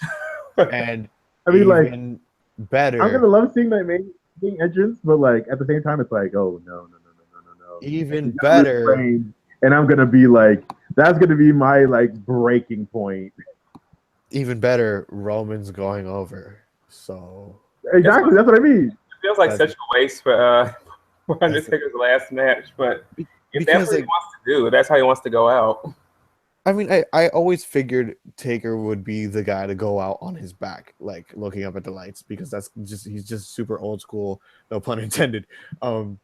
He's super old school, and like he'd be the guy to go out putting someone over, which I completely understand. I just don't want it to be Roman Reigns, because like the whole idea is like kind of how at the when Roman won the Rumble and they threw out the Rock to like lighten the blow. And just like get a pop, like a cheap heat, like cheap pop kind of thing. They want Roman going over Taker at Mania to be Taker's last match, and kind of just like a passing of the torch kind of thing. And Vince's like logic is like, oh, the Undertaker's too respected of a figure in wrestling for people to boo him. No, Roman Reigns is like presence will make do with Undertaker will make anyone like get booed. Like putting Roman with anyone, like in the sense of trying to put Roman over, is gonna have them be booed. Like it's and I feel like they have no intentions whatsoever on even like entertaining Roman Reigns being a heel in this feud. And that's why it's such a waste. I feel like if Roman was gonna turn heel, that would make more sense. But like I could see Taker going out for a heel Roman Reigns, but like to actually like do it where it makes sense. But I'm like, yeah, you're just still trying to make fetch happen here with a babyface Roman Reigns, and it's just not gonna happen. Exactly. Like you're gonna be literally like the biggest deal of the fucking company at this point. Like after that happens.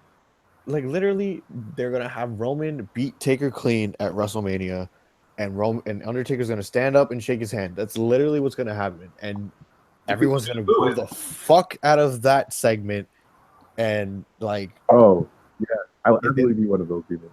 I'm hoping that they like do at least like he beats Taker at Mania and he gets super like up in his shit, like big head, like, oh, I beat the Undertaker at WrestleMania, like I'm on Brock Lesnar's level kind of shit, like.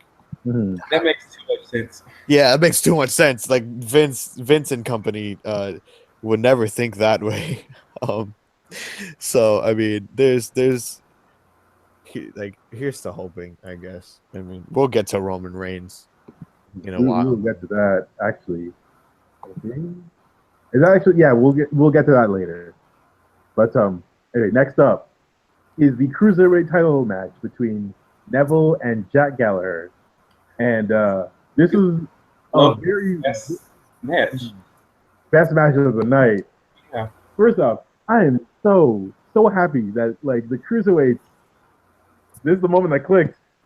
This is finally the moment I think that clicked with like the rest of like the general audience, because they very like it helps that the two people wrestling have such insane amounts of charisma and personality just in the way they wrestle. Like Jack Gallagher with his very like gentlemanly, really like weird kind of offense. Like a very specific highlight I want to point out was that point when Neville threw Jack Gallagher to the corner, and Jack Gallagher would just go upside down and just hang there. and he's just like standing there, and then they would move forward, and then fucking Gallagher would like lower his boot, like nope, stay there. And then he did it again and again, and it was kind of like the way to kind of fuck with him, like mind game type of thing. I was really surprised with Jack Gallagher getting like he did an aerial maneuver, which is normally kind of unorthodox for him because he's mainly like a submission kind of wrestler, but he did like a fucking like plancha through the ropes, and it was great. I also want to highlight fucking his headbutts are like some of the meanest fucking headbutts I've ever seen in my life. Like I don't know how he does it. Yeah, I don't know how he does it with the headbutts because like sometimes you smack a body part or something to make the noise. Yeah, but like I don't see where he's doing it. So exactly. Like dog, that shit was vicious. And Neville had some really fucking great offense, really great counters. Like each of them had really good counters, and like it was really super fast paced, like even more fast paced than the fucking tag match, which it needed to be. And Neville eventually won with the red arrow and retained in 12-10, which I'm glad that also like the match out of this is awesome chant and like a legitimate, genuine one. Because like at the very beginning, like it was like as dead as like the crowd usually is for like cruiserweight matches. But they won the crowd over, and I'm so glad for that. And so good. Yeah, Neville in the cruiserweight division was a good move. Agreed. Definitely. Oh, definitely. Absolutely. Like the whole king of the cruiserweight. That whole bit is fucking fantastic and very much needed. I love that. And his new theme song is so badass. Holy shit. It's like a remix of his old one, but like it has like super heavy like guitar riffs like included in it, and it's so like menacing and like brooding. I'm like, yes, fucking kill someone. Like, oh my god. Nope. It's gonna be great. I have quite a bit to say about this match though. Yeah. What do you think? Well, I agree with both of you guys when you say this was match of the night. I agree. Best match of the night by far, honestly. There wasn't much competition, but still. Exactly. There wasn't much competition. There should have been. God damn it. But we'll get to that. But like I was saying, great match. They're both amazing, like in the ring. Neville is getting amazing on the mic. Gallagher's already amazing on the mic. Like they're both great talents. And I think establishing Neville as the king early in this run is good because like he's winning. There's some like hiccups here and there where he looks like he could lose, but he always like finishes.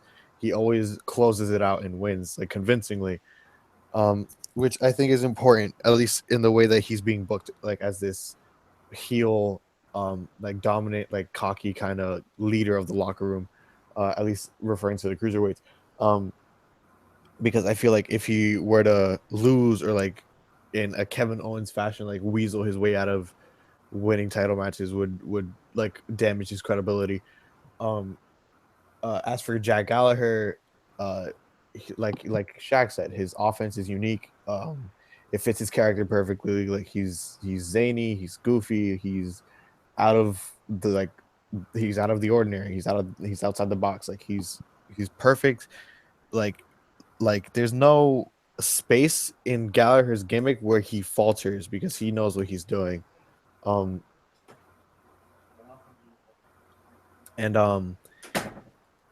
Like the match itself was great. Like I said, they're both amazing in the ring. And like Shaq said, Gallagher's headbutts make me so uncomfortable because god damn it, like I get a headache just seeing that shit happen. I had a headache doing them. And like it was a good match. Like they both know how to chain wrestle really well. They can put together sequences like real nice. Gallagher's like middle rope plancha was something we haven't seen. Like at least to my knowledge, we haven't seen it yet until he did it in the WWE. That's like one of my favorite like suicide dives is like the middle rope plancha. Pretty dope move, pretty dope like highlight at least like of the match and of the night, honestly. Also, I mentioned earlier that when Rich Swann did the Phoenix Splash that I haven't really seen a clean one in the Yep. WWE yet.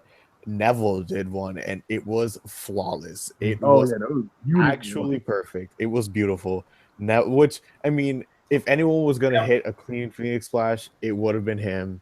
Mm-hmm. Like, and I'm mad that it took him this long to do it. But it was great. I feel like he should incorporate it into his moveset more. And also I just want to add like that when he did the red arrow, which also referring to his heel work, he stopped doing the red arrow because like that's a crowd popping move, so he stopped doing it. Yeah. Which fits into his character now, but he pulled it out because he needed to, which works into the match, like making Gallagher look good kind of thing. So he pulled the red arrow out. So like he does the red arrow off the top rope, and when he lands, he like pops up and falls forward, which makes it. I don't think anyone's ever kicked out of it yet. Like at least legitimately, because like yeah, no, I don't think when so. we then like he still lost was when they had like the legs on the rope. Yeah, and like him adding that little bit where he like pops up off the impact and like rolls forward, kind of like RVD does with the frog splash every time.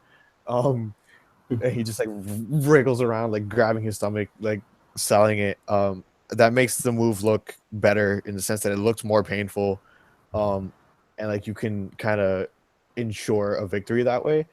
But yeah, Cole and Corey Graves also sold it on commentary that he was bringing out the red arrow because he hadn't used it in a while, kind of thing. And I think that made the move look good and made Gallagher look good. And it was just a good match, like overall. And I feel like they should have won over the crowd earlier. And I want people to start caring about the cruiserweights so bad, but just the way they're being booked is like the women and the tag teams. Like there's too many of them and too little incentive to have feuds. Like there's one cruiserweight title. There's way too many cruiserweights on exactly. Like they have them on Raw and they have them on 205 Live. There's like legit like 10 to 12 of them, and only 2 of them are like highlighted necessarily because like they have their own little feuds in between here and there. Like Brian Kendrick's doing his thing with Tozawa, and like Rich Noam Dar and Cedric had their feud. Like that kind of stuff is cool because like it gives them something to do, it gives them like TV time, like exposure, that kind of stuff. But like I mentioned with the women on Raw, like if it's not for the belt, it's hard to care because just the belt is like the main thing about the cruiserweight division is like there's a new championship, so like that's what people care about.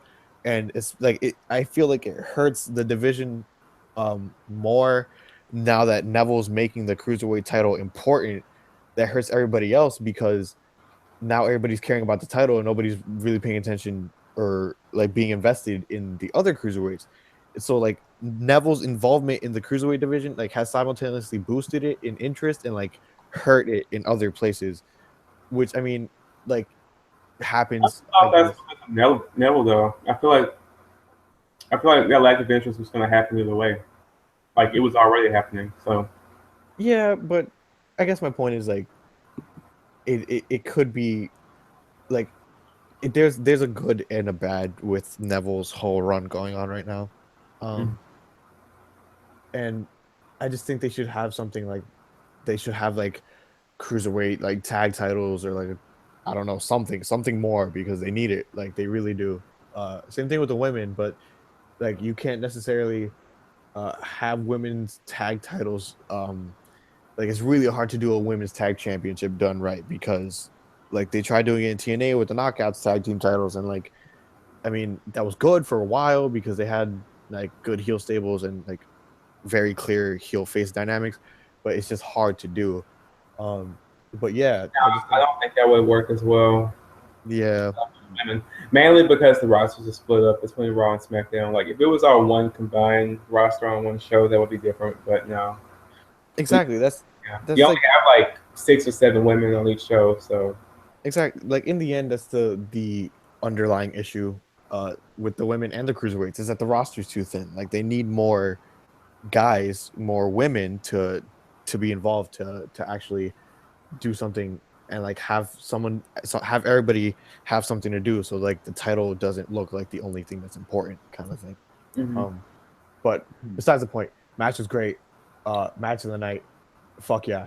The crowd popped. They got a "This is awesome" chant. Like, great, wonderful. Go Cruiserweights. I love them. Mark, anything else to add? Anything you want to say about the match? Nothing else in particular, but that that ending splash off of the second rope was just life. Just because we were saying, just because we don't see it done well very often, but he did it like off of the second rope, so. No, that shit was fucking wild. Following that was Roman Reigns versus Braun Strowman. And first thing I want to point out for this match is that everyone looked at Roman because he had a very, very odd change in his wardrobe, where he usually looks only like the shoes, but like he had a pair of like black and white shoes looking like he just got some new fits from like fucking Enzo or some shit. And I gotta admit, them jokes clean as fuck. Like literally, I thought they were Roshi. It's weird how a small change like that made me not hate Roman as much as I usually do, because like, he doesn't look exactly like he did in the Shield. It's like it's a small thing, but it makes all the moves he did look kind of cooler because he had those fucking shoes on. Anyway, continuing that, Braun. As I mentioned in the last episode, I'm a recent member to the Braun Hive. I am such a big fan of Braun Strowman and the way he does his fucking monster heel bit, because it is fucking scary when he does it. Because like there's one point I want to highlight, which is maybe like the highlight of the match, which is when they were both brawling on the outside, and Roman went for a spear, but fucking Braun, the monster that he is, catches him in midair, flips him over, turns into a power slam on the announce table. Oh yeah. I lost my shit when that happened. It was ridiculous. And just it was basically a big old power match, which is fucking great. The finish was something that I didn't think would ever happen, which is Braun on the top rope attempting a fucking splash, which that man's already scary enough on the ground. Don't put him in the air, please. Yeah, I was actually worried that we were gonna see like a repeat of what's it called? Of the shooting star press or some shit. Oh, with Brock Lesnar. So I was actually kind of relieved when all he did was a splash. Thank God. If he pulled a fucking shooting star press, I would have left my house just screaming like, no one does that. But man, yeah, no, Braun is something else. He still impresses me every single like match he does since, because like he's pulling out all these new shit. But yeah, no, he missed the splash, and then Roman used the opportunity to hit him with a spear, and he beat him in 17-13, the first time that Braun's been pinned or submitted since he debuted. And really? Honestly, like the match is so entertaining that I couldn't even be mad about it.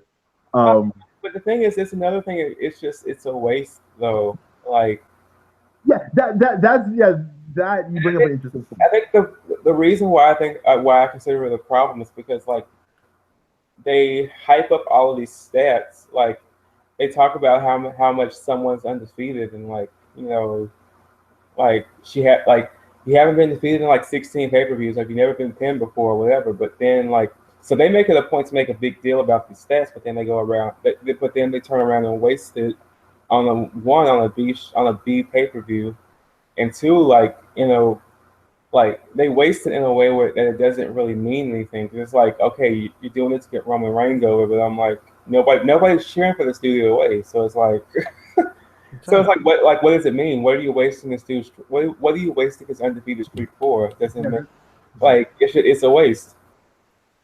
Yeah, no, that'll absolutely agree with you on. Yeah, so it creates like this whole thing of like, well, nothing matters. What now? What about Mania? Yeah, and the thing about it is like I mean Braun Strowman, he's gonna be fine. Like I don't think it's gonna hurt his career or anything. But it's still like again, like you make it a point to hype up all this shit. And like I mean, like we could segue into the next match off of that. But like you make it a point to hype up all of these stats and like, these accolades are like, oh, you haven't been pinned for this many months or whatever, and they make it a point to make a big deal about it. Like we're not the ones who are reaching for it like they are, so you make it a big deal just to like waste it for no good reason when you could have like saved it for something that really counted. So I don't know. That's why I really didn't care for the finish because I'm like, there were so many ways they could have done it. Like, and I'm not a fan of like the non-finishes and all that, but like, that would have been better than what they did, I think. That's true. But yeah. But also one thing that's not part of like the Fastlane match, but I want to mention is that listen, I'm such a fan of Braun because he managed to make me actually like a goddamn Big Show match when he did on the week before when he did that match against Big Show, and that motherfucker did a kip up. When he did Shawn Michaels kip up, I died. I love him. That's how scary that man is to me. But I'm like, listen, if he keeps pulling out some wild shit like that out of nowhere, I'm gonna be like, yo, listen, best monster heel we get in a minute. But Ish, what do you think of the match? I want to touch on a couple stuff. A couple things. Roman's shoes. Yes, it's like a subtle change, but it's like Shaq said, like I guess I hated Roman a little less, which isn't saying much because I hate him a whole lot. But see, that's what I mean. You hate him. You can't stand him. Yeah, I can't stand Roman Reigns, but he looked like he was wearing Roshi's. I was like, yo, this man's gonna twist his ankle. But like I feel like he should like Shaq said, kind of start straying away from the whole Shield kind of thing because like that's a lot of the reason why I don't necessarily gravitate towards him is because it seems like they still want to push the Shield, like that's, I don't know, it kind of makes it seem like that was his whole. He got custody of the Shield shit in the divorce. Exactly, like he got the theme song. They keep all the Shield shit on him because they feel like, oh, the Shield was so over, so if we just keep it on Roman Reigns, then people like cheer him, and like clearly that's not working. So nope. Maybe go on and change up his gimmick already. Exactly. Like, I mean, besides Roman's fucking shoes, I remember tweeting Shaq not tweeting Shaq, but Shaq tweeted something about his shoes. Yes. And I said something about like he's about to turn heel and join the Usos on SmackDown. Yeah. Listen, I wouldn't be mad at it, honestly. There's a bunch of like Cholo Samoans. I'd be down with that. Yo, hood ass Samoans. Looking like 3-minute warning. Oh my god, stop it. I thought, like, as for the match, like Shaq said, Braun continues to impress me more and more. Like the more I watch him, the spot where he flipped Roman out of the spear and body slammed him through the table was dope. I think it was really well done. It kind of looked a little painful because it looked like Braun landed right on the edge of it. The splash, the missed splash, was fucking like surprising because like I understand they're trying to like push Braun as like this super athletic big guy, but like he's like at least 6'9".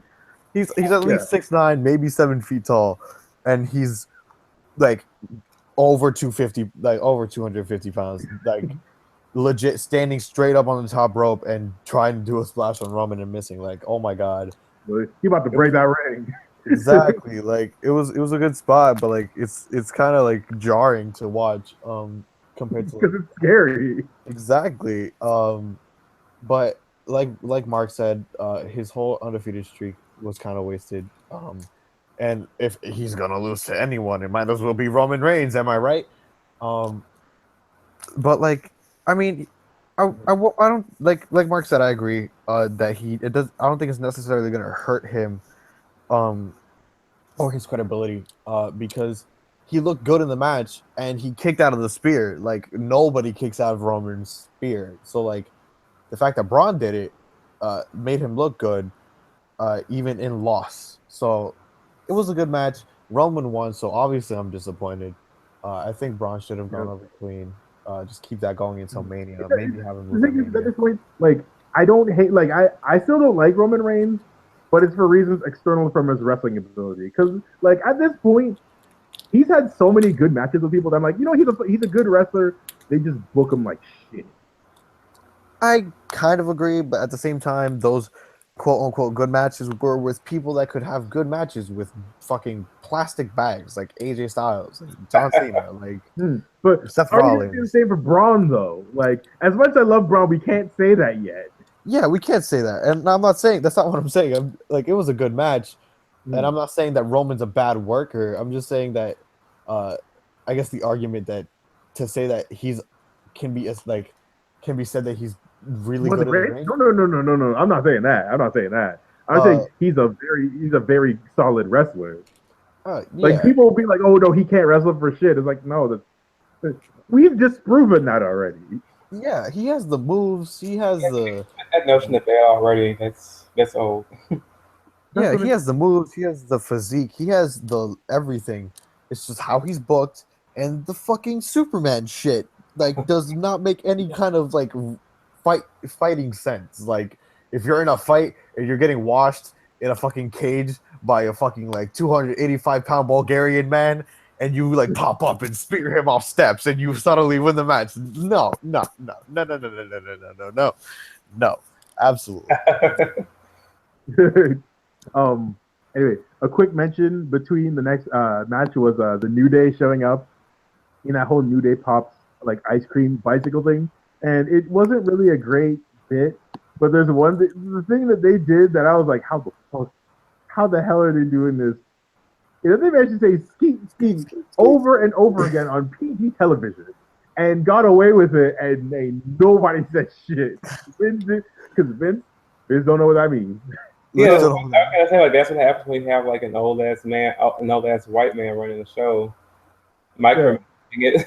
You can say ski multiple times on PGTV and nobody goes like that's not even like a new thing. Like that's been like really mainstream since like Lil Jon like over a decade ago. Yeah. That's been like skeeting has been around since like as long as I've been alive. It's been around for a long. He probably grew up to it. Yeah, before Lil Jon. Like it's not anything new, but Vince is like that out of touch apparently. Right. Really. That or Vince McMahon to know about fucking black culture or even like hip hop culture, hip hop slang or whatever. But like, nah, nope. Or like, this makes a little too much sense. So like, take this with a grain of salt. It could be that Vince has that much confidence in the New Day since the fact that they're so over that he just lets them do whatever they want, which is like again, yeah, which is true. It makes a little too much sense because at the same time that whole hashtag Black Excellence fiasco that ended up with all those people in that picture losing their belts. Let me not. Let's not reopen old wounds. That's a rant for another time, maybe. Let's not reopen those old wounds. Let's not talk about it. So, like, just that in and of itself makes me believe otherwise. No, they're basically promoting New Day ice cream, which I'm assuming we'll see at Mania. So, if anything, we'll probably grab one. But yeah, since they're the host of WrestleMania, which means we ain't got shit for you, but we need you because you guys bring that fucking money. So that's how the WrestleMania host. And yeah, but it's gonna be fun, at least with them, because they can always like even their worst bits. There's at least one or two parts that like, okay, no, that was pretty funny. Mm-hmm. Yeah, like, and that's the thing that we haven't necessarily touched on, that the New Day is gonna host WrestleMania. Like, that's crazy, honestly. It means again, yeah, the company has enough faith in them because they're like one of the most popular acts in the fucking company, maybe like the most. Exactly. But yeah, I'm happy for them. I'm glad that they're still sticking around and still doing something. Exactly. Being able to do something. But hey, following that was Bayley versus Charlotte for the Raw Women's Championship. And this is where I got to bring back what Mark said earlier, because this pissed me off. Especially the whole what you mentioned about all these stats being brought up and all these important like things to say like, oh, we got to build up this person, only for them to piss it away in the B show before WrestleMania. Because if you guys are like new to like the whole rivalry or the thing with Charlotte was that she's never lost a one-on-one title match or even a one-on-one match on pay-per-view. And so they've been building this up for at least like a year and a half.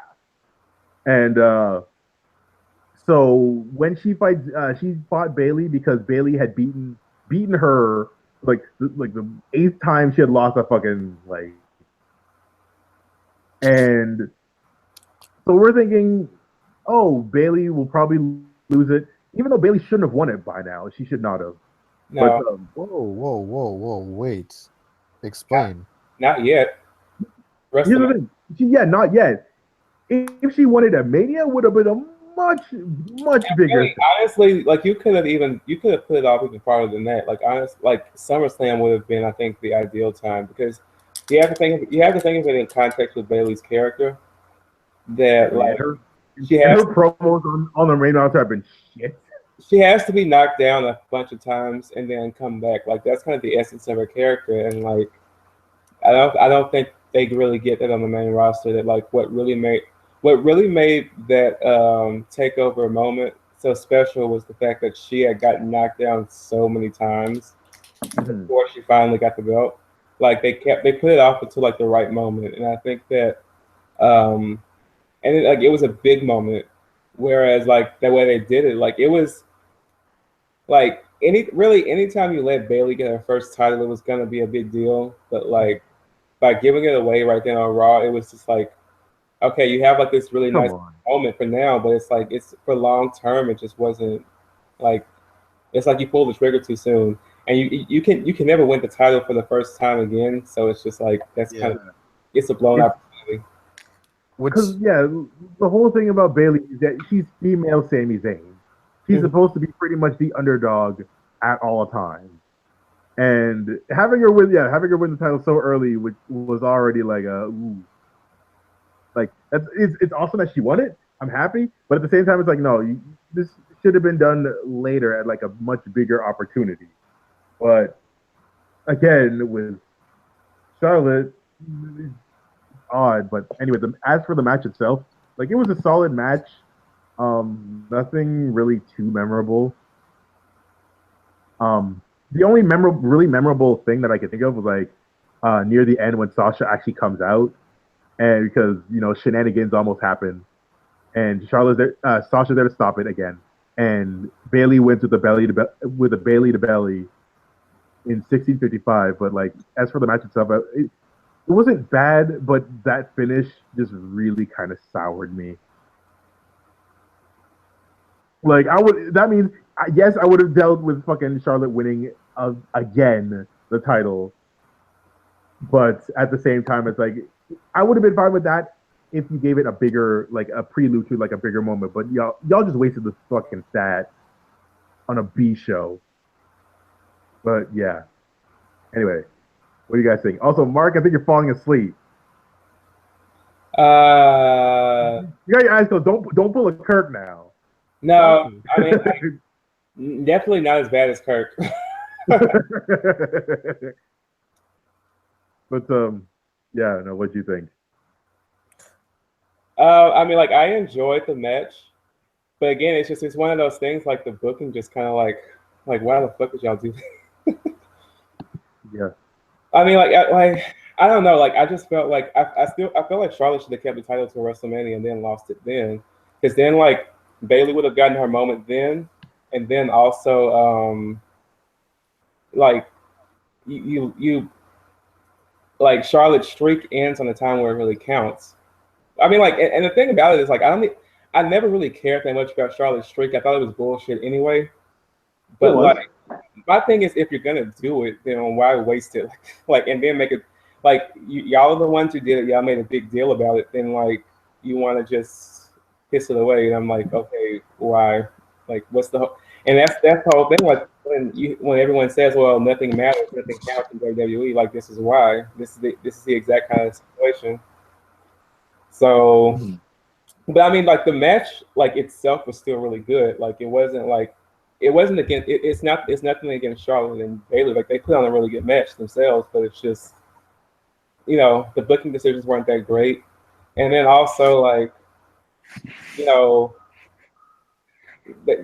I'm interested in seeing what they do with Sasha from here because I was worried like it seemed like they were going to go a route of Charlotte or Sasha and Bailey cheated to win, and then like Bailey was just going to be okay with it, and then like that would have made it even worse. But I think they're kind of backtracking that a little bit.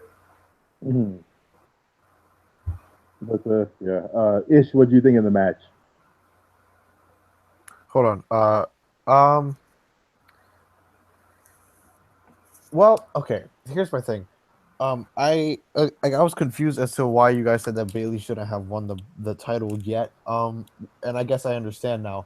But I guess the way I saw it was like not the timing was wrong, but more so like the way it happened, because I still think the whole hot potato with the women's belt makes it look terrible, and the fact that Charlotte's always losing it on Raw, like the fact that the title's changing hands on Raw constantly, is like what's I guess bothers me about that belt specifically, because like I mean that happens. That's only ever happened with the world title like a handful of times, maybe like less than 5. Honestly, I'm not entirely sure, but it makes it. Those are like supposed to be special moments, and if you have them all the time, then like what's the like significance of it anymore? Because like even I popped when Roman won the belt on Raw against Sheamus. Like even I did, Mm-hmm. and I'll admit it. Too. But like because it was special. Like that never happens on Raw. But the women's title changes hands on Raw all the time now. So like I think the way that Bailey won it that way was kind of not the best way for her to like finally win that title. And like Mark said, you can't win the title for the first time ever again. So like I don't know. And then the whole like Charlotte streak, pay-per-view streak, and losing it on the B show, the go home show before Mania. Like come on. At least have her lose at Mania and make it that much more like important for her to lose that way.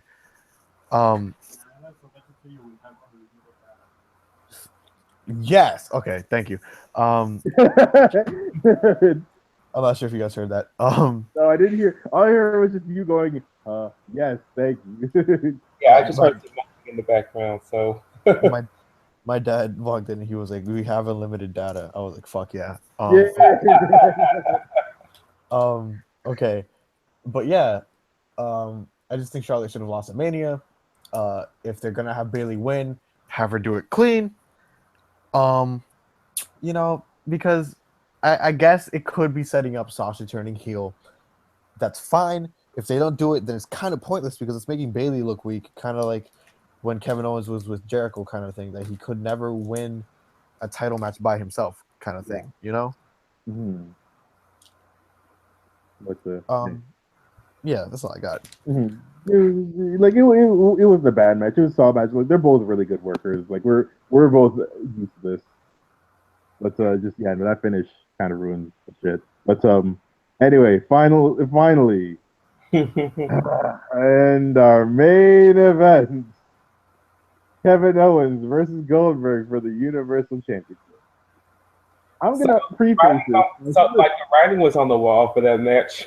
I know it was. The winner, when we do our awards, I'm going to give this a special recognition for the I expected nothing and I'm still disappointed award. Right? 22 seconds. All it took was 22 fucking seconds. And literally, I will tell you everything that happens in this match. Like, unlike the other ones where I mentioned highlights, I will say every single thing that happened in this match. First, the entrance. And so, as the entrances happen, they go off without a hitch. They do the announcements, Universal Champion Kevin Owens and all this stuff.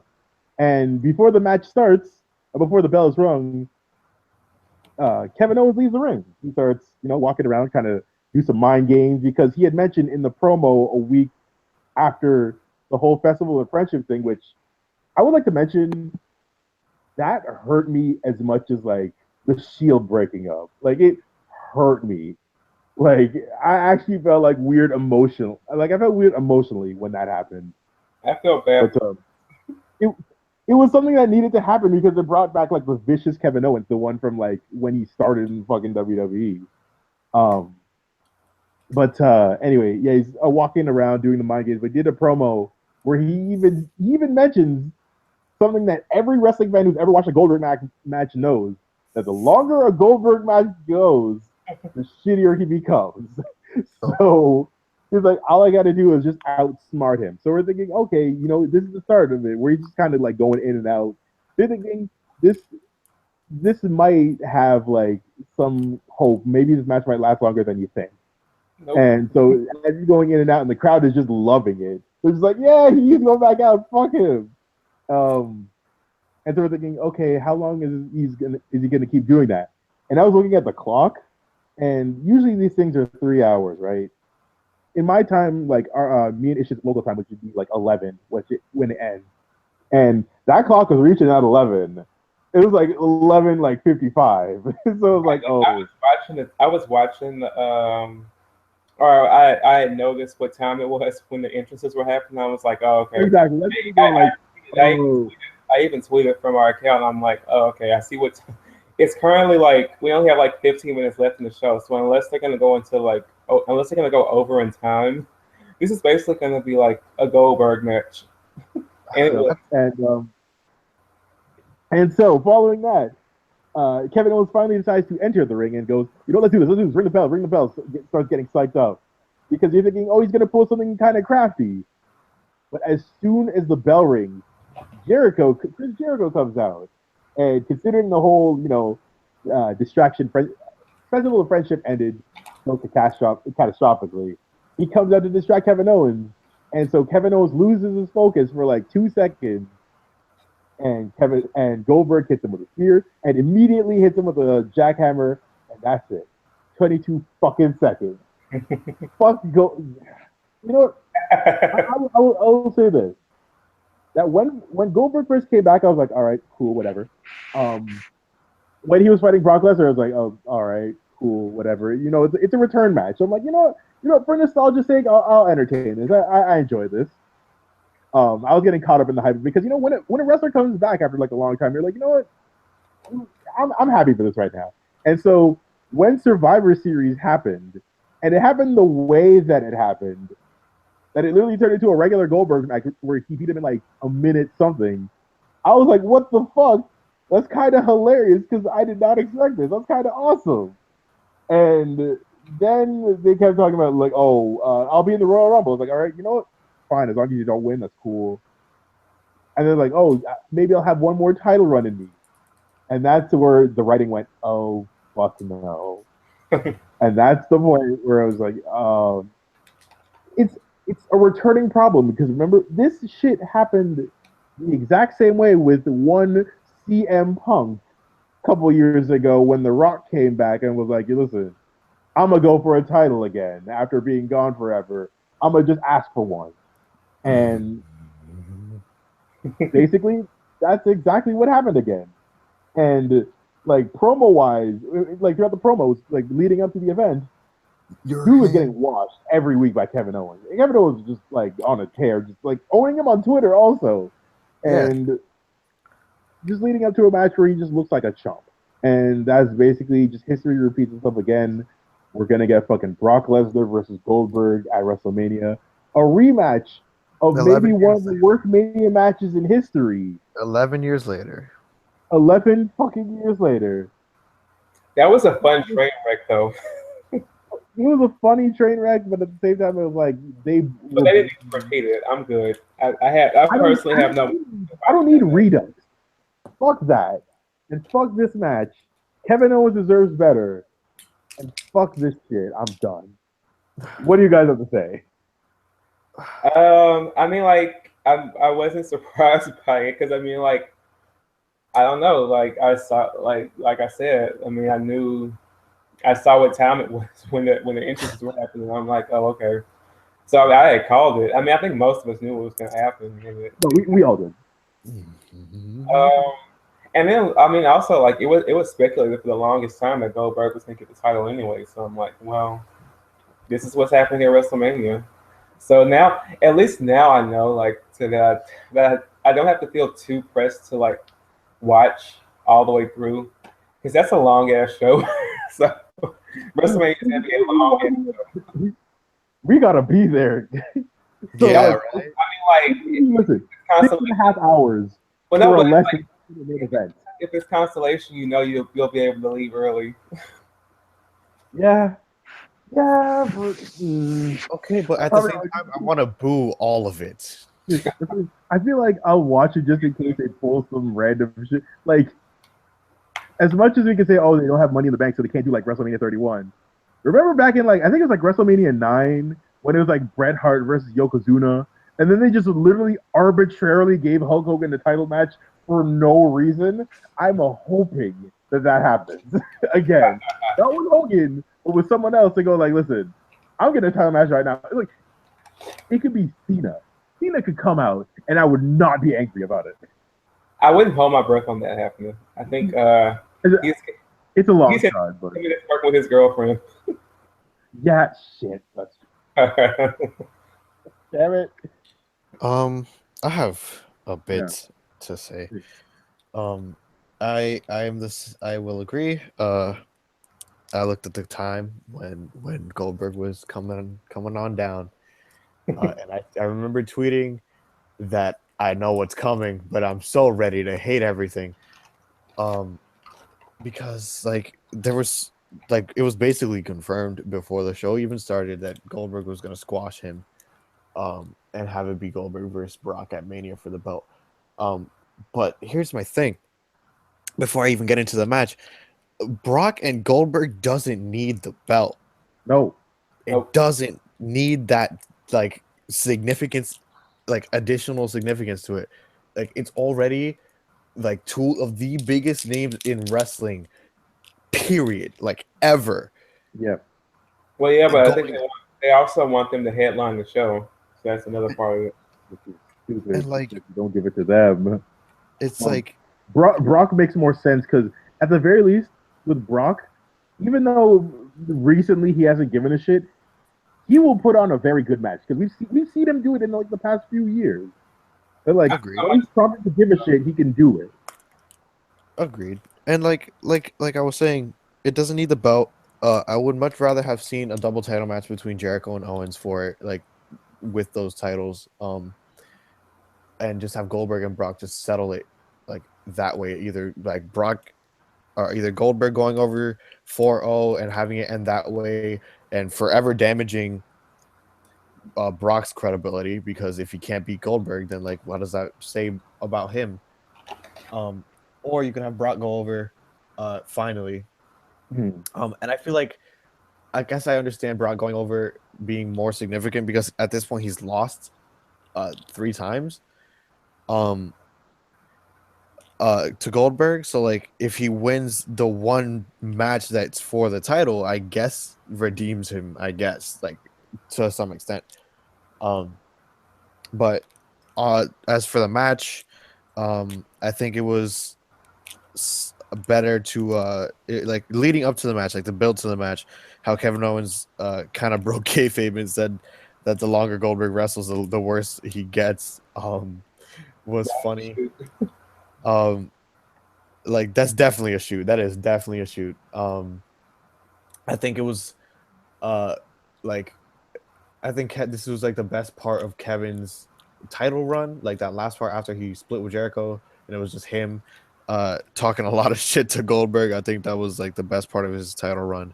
It was amazing. Well, I think that's also why I'm not that upset about his title run ending, because like, you know, it wasn't that good of a title run. So and then also it helped. I think it helped propel Kevin Owens back into like his peak character. So it's like, I don't know, like I'm thinking of the fact that like most of his title run was kind of like to begin with. Like a lot of it, like a lot of our satisfaction with his title run, I think, was the fact that like we know that Kevin Owens is such a good worker and such a good performer, and we want him to get all of his things. So we were happy that he had the title. That Yeah. we kind of overlooked the fact that the title run wasn't all that good. So I don't know. I'm not that upset over it ending because it's like you ended a title run that wasn't that good to begin with. So it's like whatever. I agree. But like Shaq mentioned, it was really reminiscent of The Rock and CM Punk leading up to the Rumble in like 2012. That's the whole part timer issue. Old habits die hard.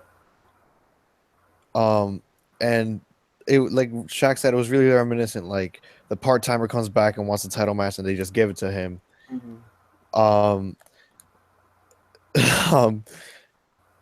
Fucking goddamn it! Yeah. And like the workhorse, like getting The workhorse, like indie favorite champion. Yeah, getting like the promos off and making himself look good up to just getting chomped, literally. Yeah. And I just want to like touch on the fact that like specifically in the Rock versus CM Punk's like build, I think the whole like go home promo to the Rumble, not go home promo, it might have been like 2 weeks before the Rumble, where CM Punk said something like, at the Rumble, you're gonna realize that your arms are just too short to box with God, is like the greatest. One of the greatest promos I've ever seen. And it kind of like I was kind of reminded of that by Kevin Owens' whole when he was sitting, like sitting in the middle of the ring, the sit down promo with the chair like backwards and like the belt like draped over. He was just with the microphone like with a spotlight on him. I was like, oh my god, he's so badass. And it was a great build to the match. And then, like I said, I looked at the time when Goldberg was coming on down, and I just realized that our golden boy KO was gonna get fucking like disrespected. He's gonna get KO'd. So yeah. We're gonna say, I call this the moment we had those two Rusev Jinder Mahal matches, and they were not 30-second squashes. Exactly. Like that's the point where you just went, "Oh no! Oh no!" Yeah, and, I guess it makes Kevin Owens, like, it reinforces his character, and it makes him look a little better than Brock did when he like danced around the ring and like fucking played the little mind games before he got in the ring to get squashed. It kind of like, because he got distracted. Exactly. It's not as bad. Like, he didn't technically lose clean, so like I'm not that upset. Yeah, and plus it feeds a really good storyline.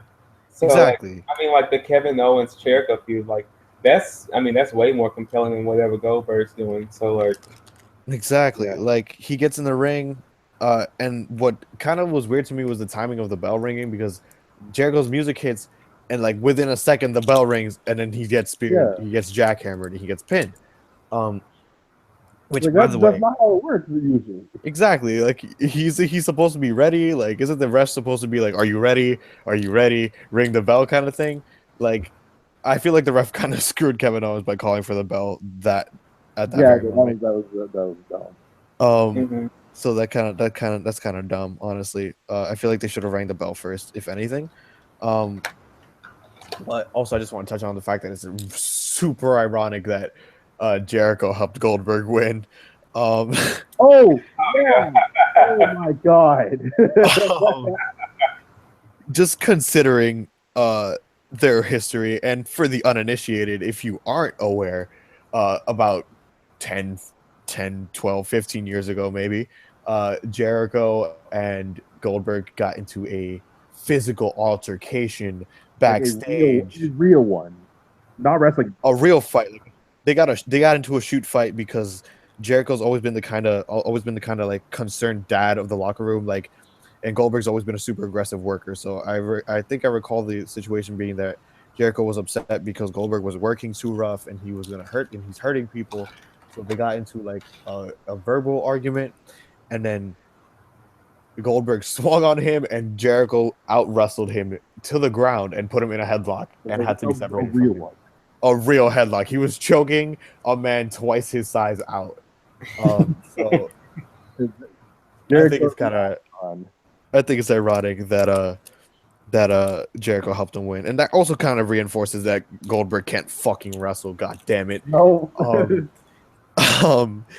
But I mean, yeah, I guess it does set up the United States Championship match for Mania, so it's not entirely terrible because they're not letting Kevin Owens dwell on it to the point where he gets another match and he loses again.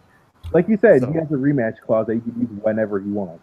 Exactly. Like he's good. He'll be fine. Like he's Kevin Owens. Like people are gonna love him regardless. People are gonna cheer him regardless. Like it's not gonna hurt his credibility just because it's Goldberg. Like he'll be okay.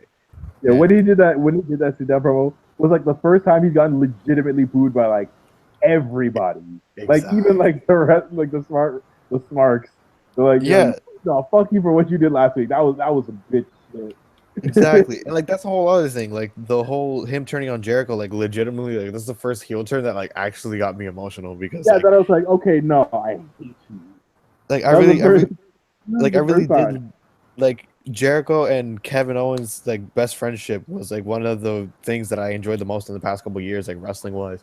And to see it come to an end was just like it hurt a little bit. Like I'm not gonna lie. And then the way it happened, because he was like, "Oh, you got me a new list," and then he was like, "Why is my name on this?" I was like, "Oh no!" And then he put it up. Like, remember how during the Shield, like heel turn, right before Seth Rollins throwing that chair, you heard the dude in the audience just go, "No!" Yeah, I was like, "No, fuck, no." That promo wouldn't have hurt as much if there wasn't that point where, like, basically Jericho's basically cheating.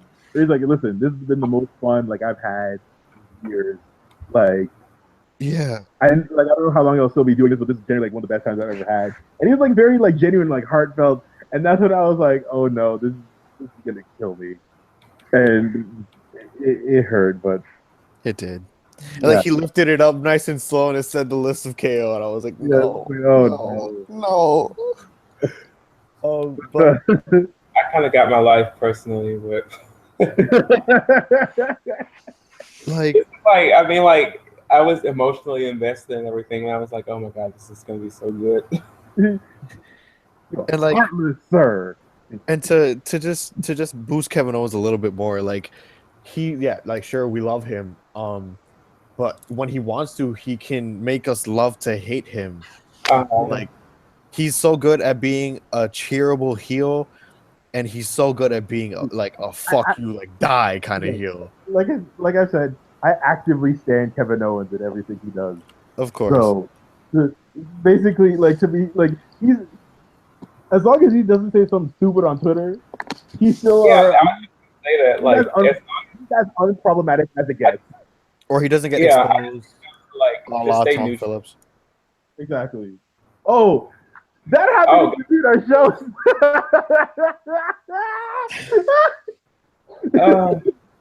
For those who don't know. Apparently, Tom Phillips, the man who you think is, you think he's a very, kind of straight-laced kind of dude, just kind of keeps himself as probably a family man type thing, and he is married. But apparently, texting some chick on the side, texting some shit like, "Yo, listen, I'm trying to fuck your face" or whatever, and I'm like, bruh. Damn. And that shit was crazy. And just as like God, just as long as Kevin Owens doesn't get exposed for cheating on his wife or like being racist or transphobic or problematic, like as long as Kevin Owens doesn't get exposed for being problematic in any manner, I'm good on him, bro. I'm okay with him. Yeah. Like, and because like I don't like, I really don't want him to be terrible, like a terrible person, because he's so good. Yeah. Like, just Oh my god. Kevin Owens, please don't do nothing stupid. That's all I will say. Please don't do nothing stupid. Agreed. But, anyway, that wraps it up for all of Fastlane. Overall, it was a B show.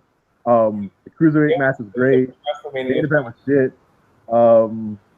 Roman versus Strowman was so much better than I thought it would be. Barring the ridiculous finish, but barring like the implications of that finish. I don't know how to feel about WrestleMania. Like, I'm excited for the fact that I'll actually be there and it's a bucket list item I can cross off. But like, it might end up being like, I don't know how I feel. It might end up being like when I went for WrestleMania 30, where I was not sure what the show was going to be like when I went, but it actually ended up being a really good WrestleMania. Exactly. So they might pull some shit out of their ass like almost every single year. It's like the talent is really good. Like, you know, the talent is good. I think the matches, the quality of the matches can be really good as well. So it's not. I think it's actually like the product is in a better position than it was when I was in WrestleMania. When I went to WrestleMania, so it's like they might squeeze out a good show. We'll see. That's true. But yeah, no. Overall, Payback was just, it was a thing. What do you guys say overall about it? It was a pre-WrestleMania show. That's really all I have to say. Look, I mean, I like good on the cruiserweights for being able to do the best match of the night, but we're no real competition there. Mm-hmm. I agree.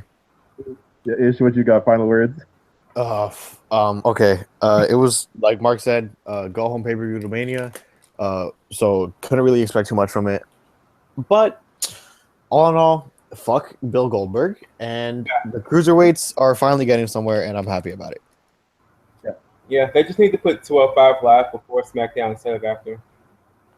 That honestly they should have done that. Like that's the thing that like gets you like excited for the main show for the main show. But you know, I don't know why they haven't done that yet, but anyway, that wraps it up for another episode of the African American Announce Table. Yes, we will see y'all. We haven't decided exactly when after WrestleMania. Maybe the day after. Definitely not that night. No, hell fucking. Since half of our crew will be at the show. We'll see how it works out. We will definitely do it like during the week after Mania. Yeah. We'll just see. It just depends on the schedule. We'll let you guys know on our Twitter, which you could follow us if you don't, which you really should, at AA Announce Table on Twitter. Also, you can follow each of us on our social medias. You can follow me on Twitter, Snapchat, Instagram, Shaq Excellence. It's the same on everything. Where can they find you guys? They can find me on Instagram and Twitter at Lansdale Forever, and on Snapchat at Sigs and Saints. And you can find me on Facebook, Twitter, Instagram, and Snapchat, all at Angry Black Homo, HOEMO. And same on everything. I'm on all the platforms. I'm mostly active on Twitter though, and also on my personal blog. That's true. Check out his website. He put some really fucking good articles. Also, we can shout out our boy who's taking care of his family right now, Kirk. Of course. Yeah. Follow him on Twitter at AlienCircuitCado94.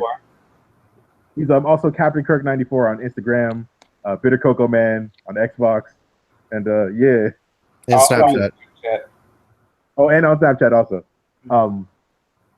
Anyway, thanks guys. Thanks for watching. Thanks for hanging with us as we talk about fucking Fastlane, and we will see you guys next time at WrestleMania.